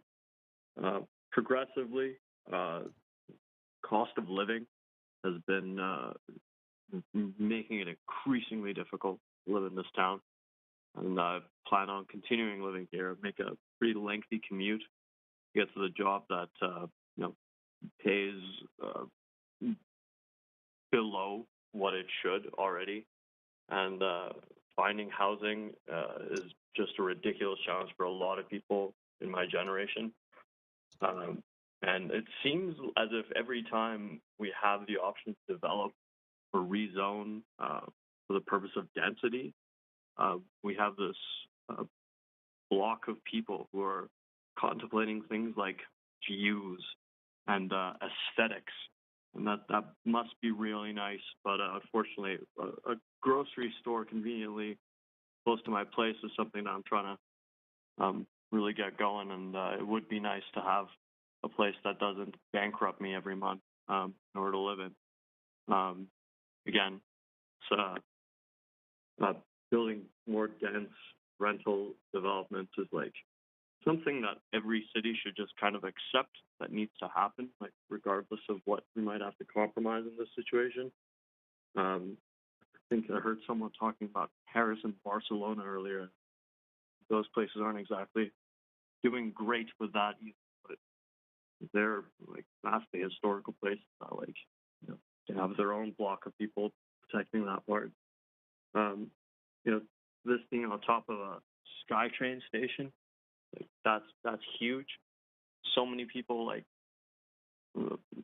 trying to avoid using gas-intensive cars for their commute. Like that's another cost sorted, and a grocery store on top of that.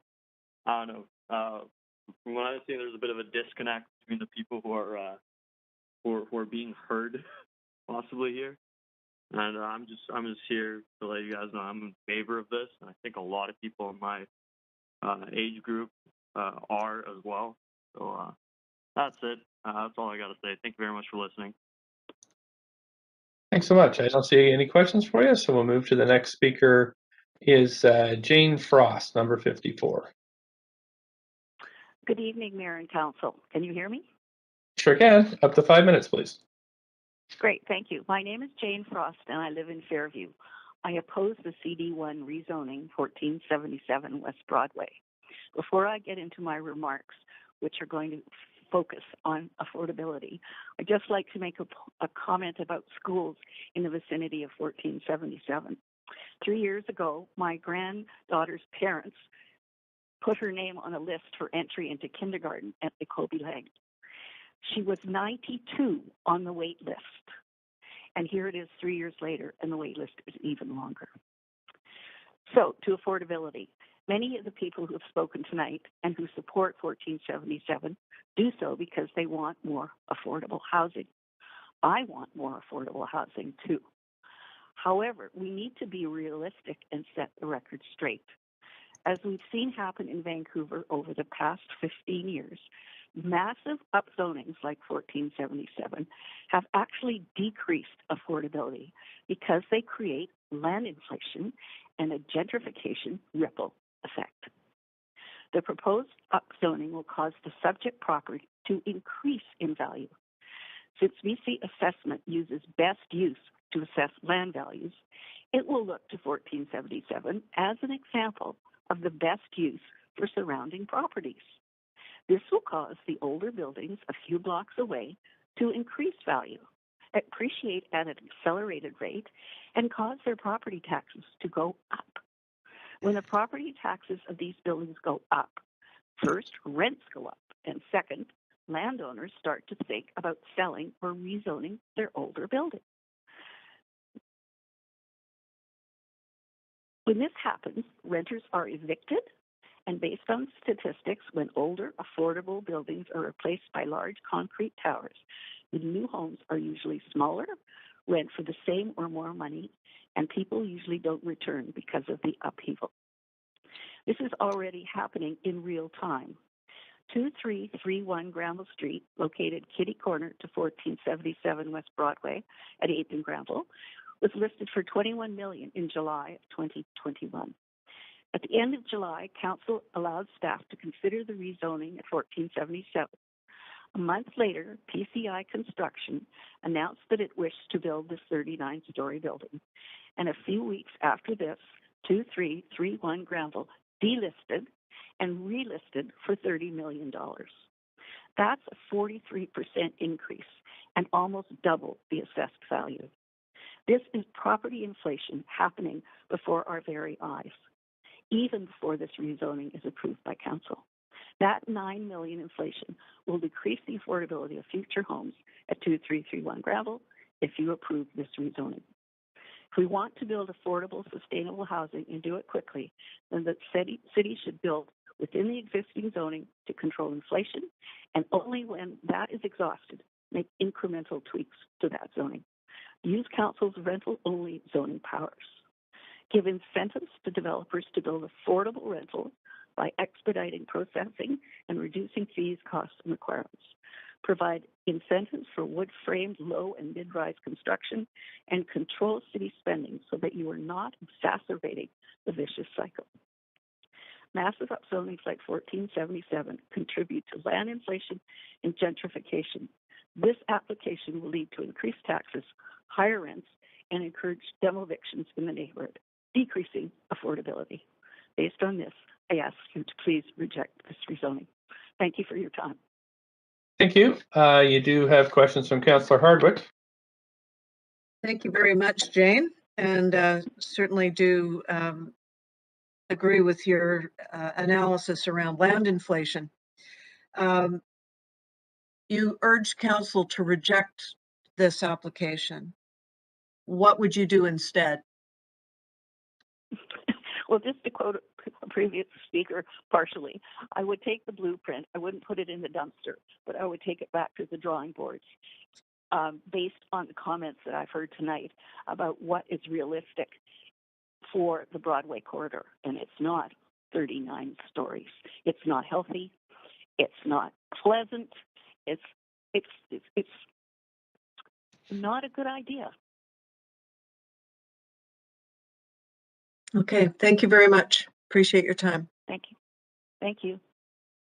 Thank you. That is it for questions. Thank you so much for calling in tonight. Just checking here with the Clerk's Council. Just 1 second.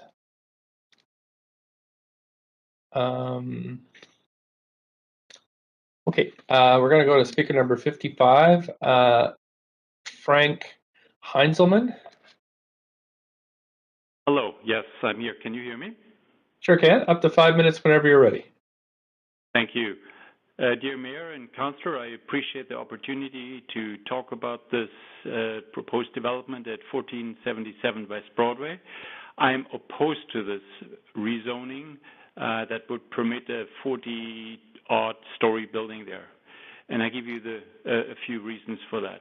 First of all, let us decide upon the Broadway plan before City Council embarks on spot zoning this particular building site. One step at a time and first steps first. So first, please have a plan for the overall area before you get into spot rezoning particular building sites.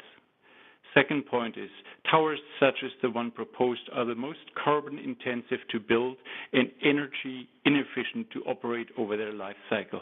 Forget about the slogan, Vancouver, the greenest city, if you start building towers like this everywhere. Where's your concern about the climate emergency? You seem to completely disregard that. Third point, rezoning this tower and all the other towers that might be permitted if the Broadway plan is approved will result in some so-called affordable units that are not family friendly and lots of units for well-off people. I favor gradual mid or low-rise densification that has a much higher chance of being family-friendly and truly affordable, especially if the construction costs are lower by using mass timber construction.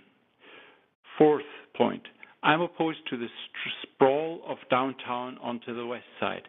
I don't want our city to become a vast concrete canyon. I'm opposed to the vision for Vancouver where we all have to live in and amidst these gigantic towers. I do not share the vision of towers everywhere. Why would anyone want to live in these high-rise towers in the first place? And please be aware, there are alternatives. I'm of course in favor of densification. I understand that we have to do that, but not by building these high-rise towers everywhere. There are alternatives. Permitting rezoning this site would start your vision of towers everywhere. I oppose that vision. In the interest of people who live in and love the city, please vote no to this proposed rezoning. Thank you very much. Thank you. I don't see any questions for you. And before we move to the next speaker, Council, I have a request from clerks. There is an anonymous caller on the line, and we're just going to take 2 minutes to sort that out. So why don't you just stretch and we'll come back at 9:30.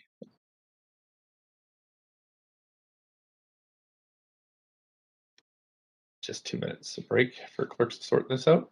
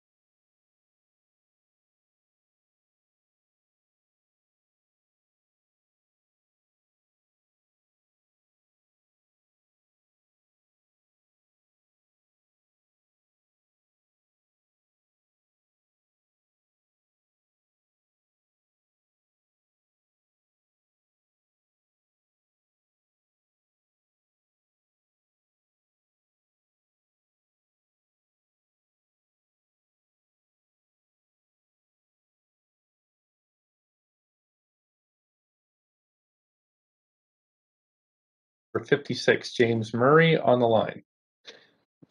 James Murray, speaker number 56.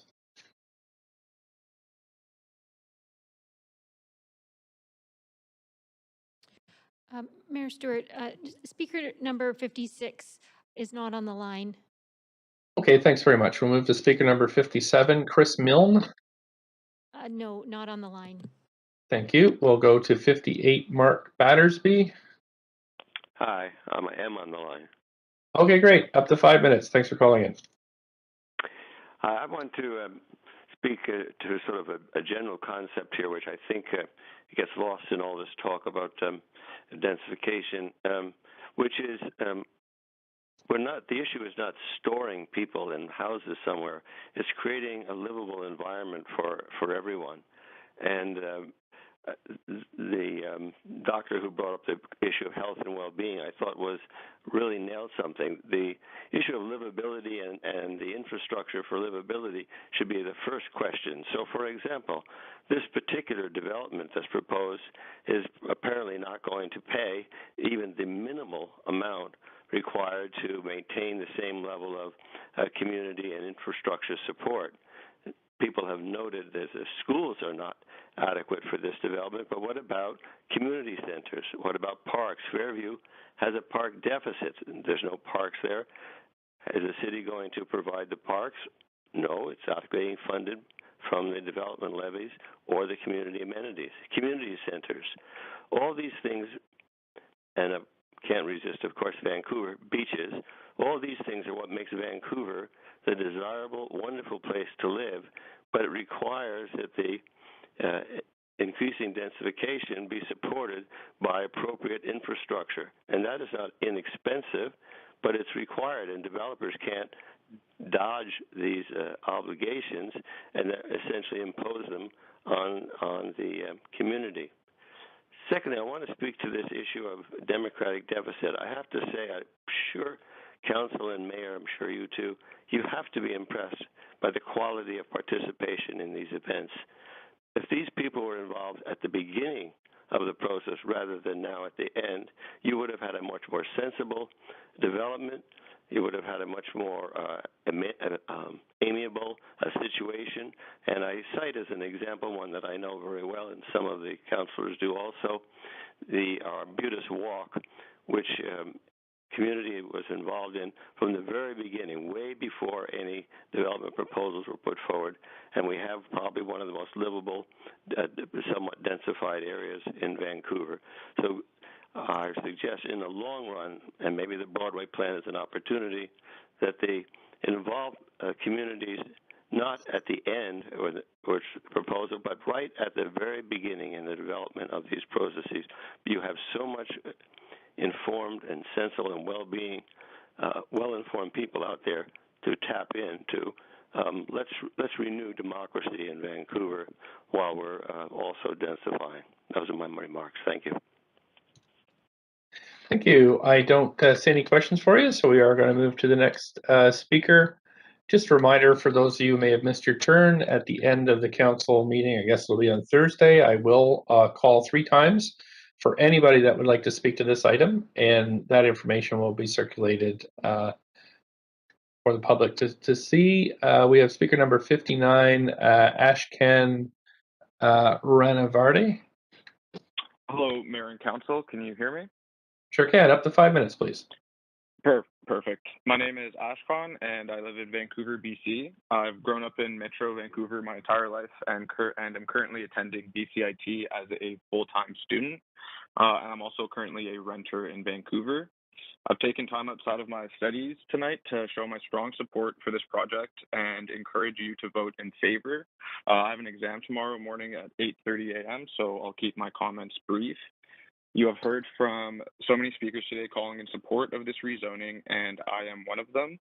This project can truly impact the lives of many people by providing housing. We should not think of this in terms of units, but housing as homes for our city's residents.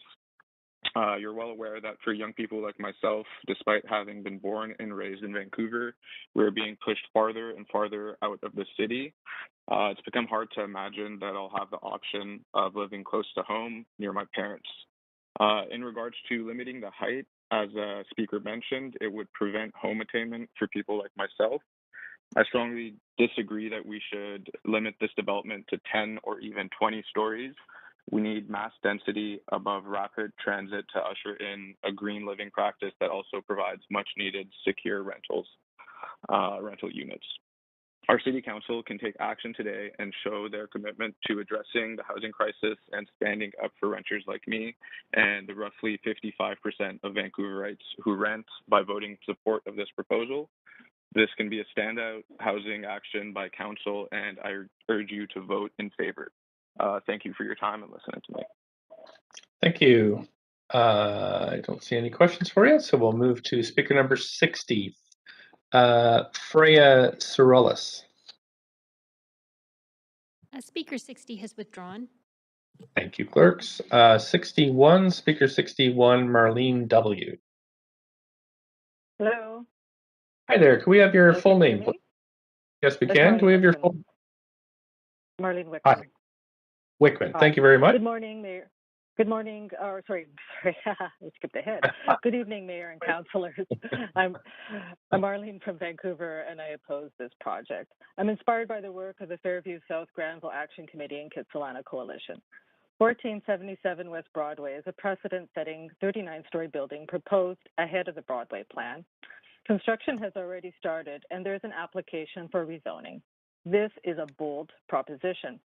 This hearing is a pressure tactic to get the density approved due to the subway station construction deadline, although the building plan has been in works since at least 2019.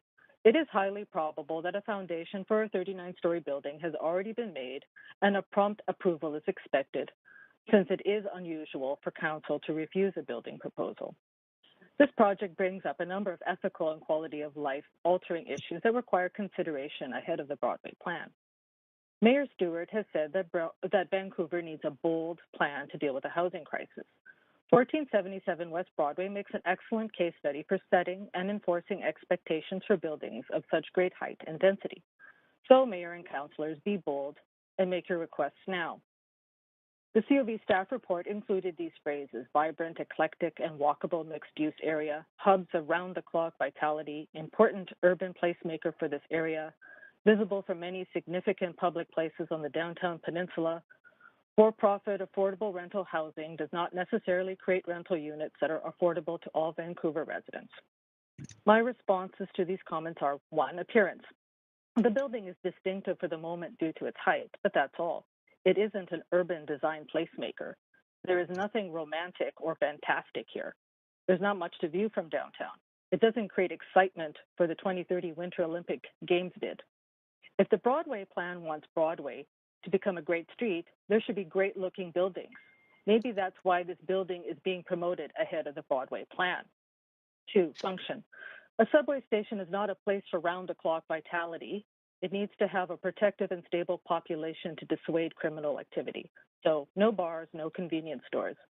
This has been well researched internationally by environmental criminologists, and in particular by Patricia and Paul Brantingham at SFU. It would be better to have extended hour essential services with security like an urgent care center or community center at ground level to provide a protected, stable population near the subway station. They should be implemented into zoning around subway stations. 3, if COB wants complete communities, high-rise buildings need to function like complete communities and provide equity to families. Families need the subway to go to work and take children to school. The so-called minimum of 35% rental units of 2 or more bedrooms results in 19 3-bedroom units, or 8.5% of the total rental capacity. Vancouver does not have a one-child per family policy. Big developers can offer better and more appropriate housing to Vancouver families. With complete communities, you need to rethink social spaces inside of high-rises for these families. Since residents in this building don't have backyards or courtyards, they don't have safe, convenient social spaces to spontaneously interact, especially with children. High-rise buildings need social amenity spaces every few floors for families, and this should be part of zoning. Consideration should be made for independent schools inside of high-rises because it takes the province a long time to create public schools. You need to value small green spaces like parks. Since the Broadway plan does not consider them at all for its public space shading policy. There is no policy at all for private property. More people are in parks when it's sunny. Plants need sun to grow. The World Health Organization says green space is essential for the mental health of urban residents. The Doctors of BC recently approved a policy resolution to increase equitable and safe access to green spaces. So to protect green spaces, there needs to be a change in how high-rises are distributed instead of 2 on every block. There needs to be planned light corridors on each floor of high-rises to allow light to pass through the building. This would create a new design condition for zoning. So Mayor and councillors, think about your constituents first, what they need for a good quality of life, how neighborhoods can be developed for safety and social cohesion, and set the bar high. For this development, the motivation and compliance level would be high. Be bold and reject it. Thank you for your time. Thank you. I don't see any questions.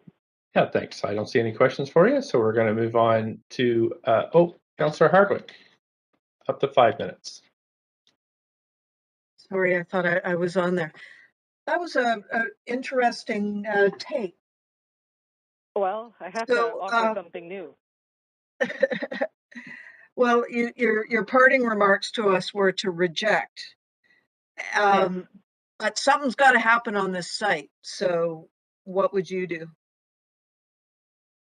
Okay, all right. Well, okay, I'm not a fan of 39 stories. I don't really have a concept of looking at that personally. But aside from the height, if you're actually wanting this to be kind of a flagship station where the highest buildings are going to be, it should be spectacular looking. And my personal thought about, the design of Vancouver and especially Broadway, it should have some Indigenous creations theme, like the origins of Vancouver. And I don't know how this got missed with the other First Nations development projects, is that there is a water serpent theme in all of the 3 Vancouver First Nations. The Squamish have I think it's like a 2-headed water serpent that fertilized the soil and kind of created the land they could live on. I think the Tsleil-Waututh also have a serpent. The Squamish, they actually have a serpent slayer. So I think this is actually kind of a good theme to put through here. I don't know. Okay, I can't design this tower, but I think that there should be some, Indigenous kind of, shape or motif incorporated. And I actually think a lot of public art should be incorporated into the building design itself, as opposed to having some object just stuck someplace like that can be in 33rd. There's some bowling pins or something weird going on there. So I would rather have a better design thought. And, you actually have to think if you're going to have a building of height, that it actually is a miniature neighborhood by itself, and that you actually have to facilitate people to actually have a neighborhood in there, because you don't have a normal kind of geography in that situation. And I think when you're planning these things, you do have to zone that you have the right amenities around it. Okay, other people have been talking about amenities being stripped or not having infrastructure. You actually have to plan your needs. Reading with Broadway and Vancouver plan, they talk about complete communities. Well, you actually have to think about how you're going to make that complete for people. A lot of people have talked about, where are my kids going to go to school? Yeah, that is a valid question. People talked about, Henry Hudson. Well, I don't know, what did they downsize by 80 spots and they dropped the French immersion? You have to put everything together. And what I see missing a lot in City of Vancouver policy, you've got all these different departments. Nobody talks to each other. So I don't know. Okay, we're getting a little bit off the track. Sorry to interrupt you. I was ahead. trying to actually stay with this particular development, although I enjoy it. So okay, the question was, what would you do?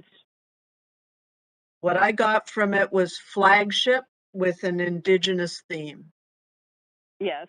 And that high rises should be it a neighborhood by itself. Okay, because it's certainly it's big enough. And certainly big developers have the dollars. Instead of looking at homeowners to jacking their taxes all the time for everything, okay, the big developers have the dollars. They could do more, especially since you've already said they've had this property since 2007 when it's worth half the price. They could provide more. Okay, and I think you should actually squeeze them for more. They want a deadline. They want to build this all up while the subway is while it's being constructed. So you know, you've got them where it hurts. So go ahead and get something. Thank you very much. You're welcome.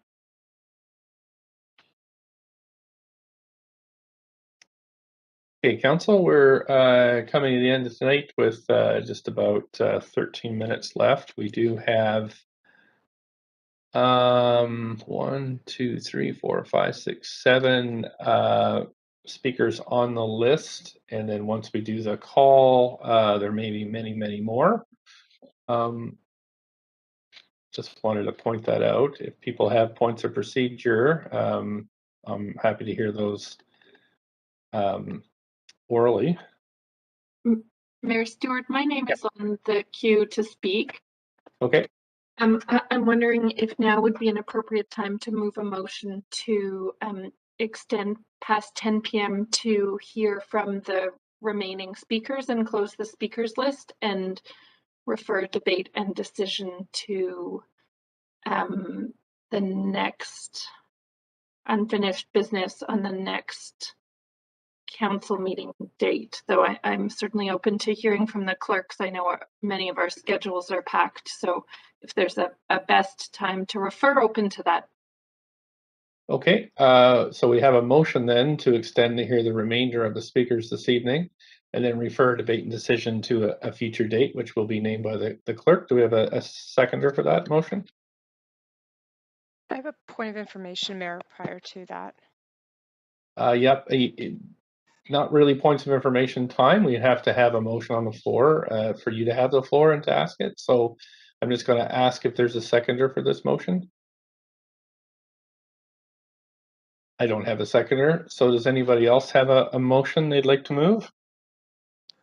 I'm on the queue, Mayor. Yeah, really, there's no opportunity for me to give you the floor at this point, but if you have a point of procedure, Mayor, that you may just work. gave Councillor Boyle the floor. Because she moved the motion. So if you want to move the motion, you can go ahead.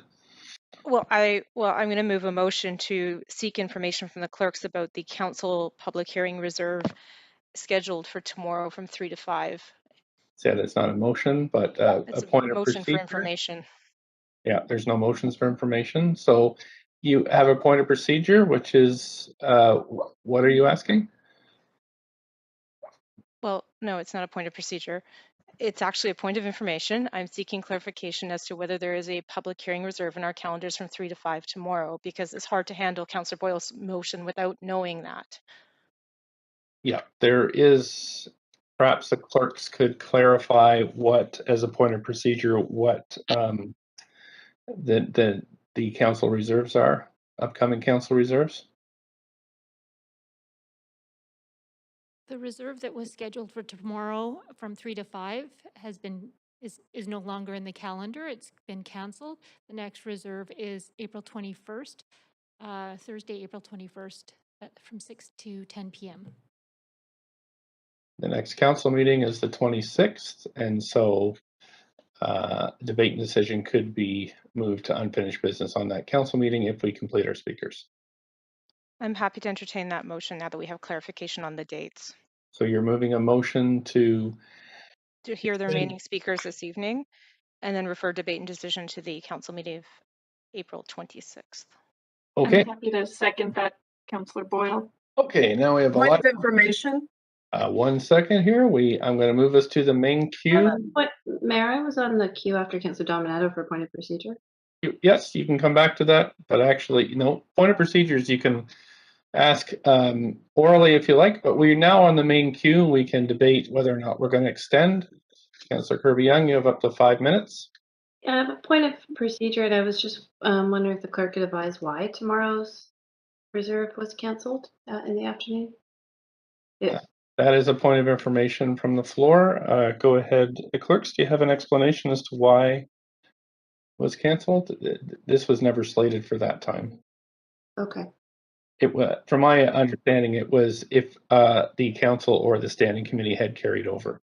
But we do have, following up on that, if I might, we do have a reserve date for Thursday evening at 6 o'clock, correct? Do we not? Thursday, yes, and that was specifically for this item. Okay, thank you. Okay. Anybody else want to debate this one?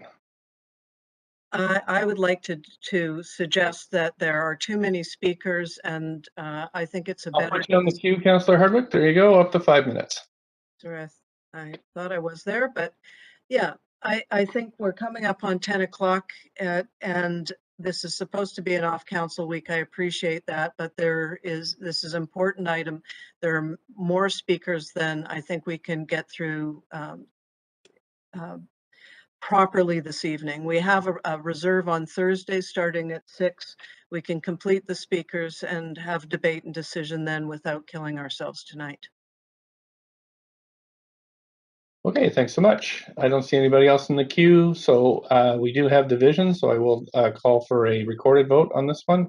And all we need is 50% to pass it. So if folks want to use their voting screens, I'll ask the clerks to trigger the vote, please. So Mayor, point of clarification, we are voting on, could you just repeat the? Yes, the motion we are voting on is to extend past 10 o'clock to hear the remainder of the speakers, and then moving debate and decision to, if we complete them all tonight, debate and decision would be moved to the council meeting on the 26th as unfinished business. If we don't finish them all tonight, I guess we would continue to hear them on Thursday. Okay, if this motion passes and a councillor cannot continue tonight and hear the speakers, then they will be precluded from voting. Is that? No, they won't. Okay, is that They can review the tapes. We barely have quorum. If time allows, but if the councillor does not have time to review the tapes and misses speakers tonight, they cannot vote. Is it correct? Yeah, and I will ask that when we get to it. The clerks just remind me we need 2/3 to extend. So I've called the vote. Clerks, can you trigger the vote on this item? Thank you.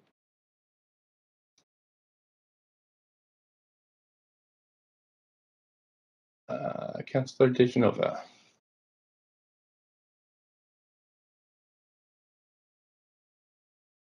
Councillor DeGenova.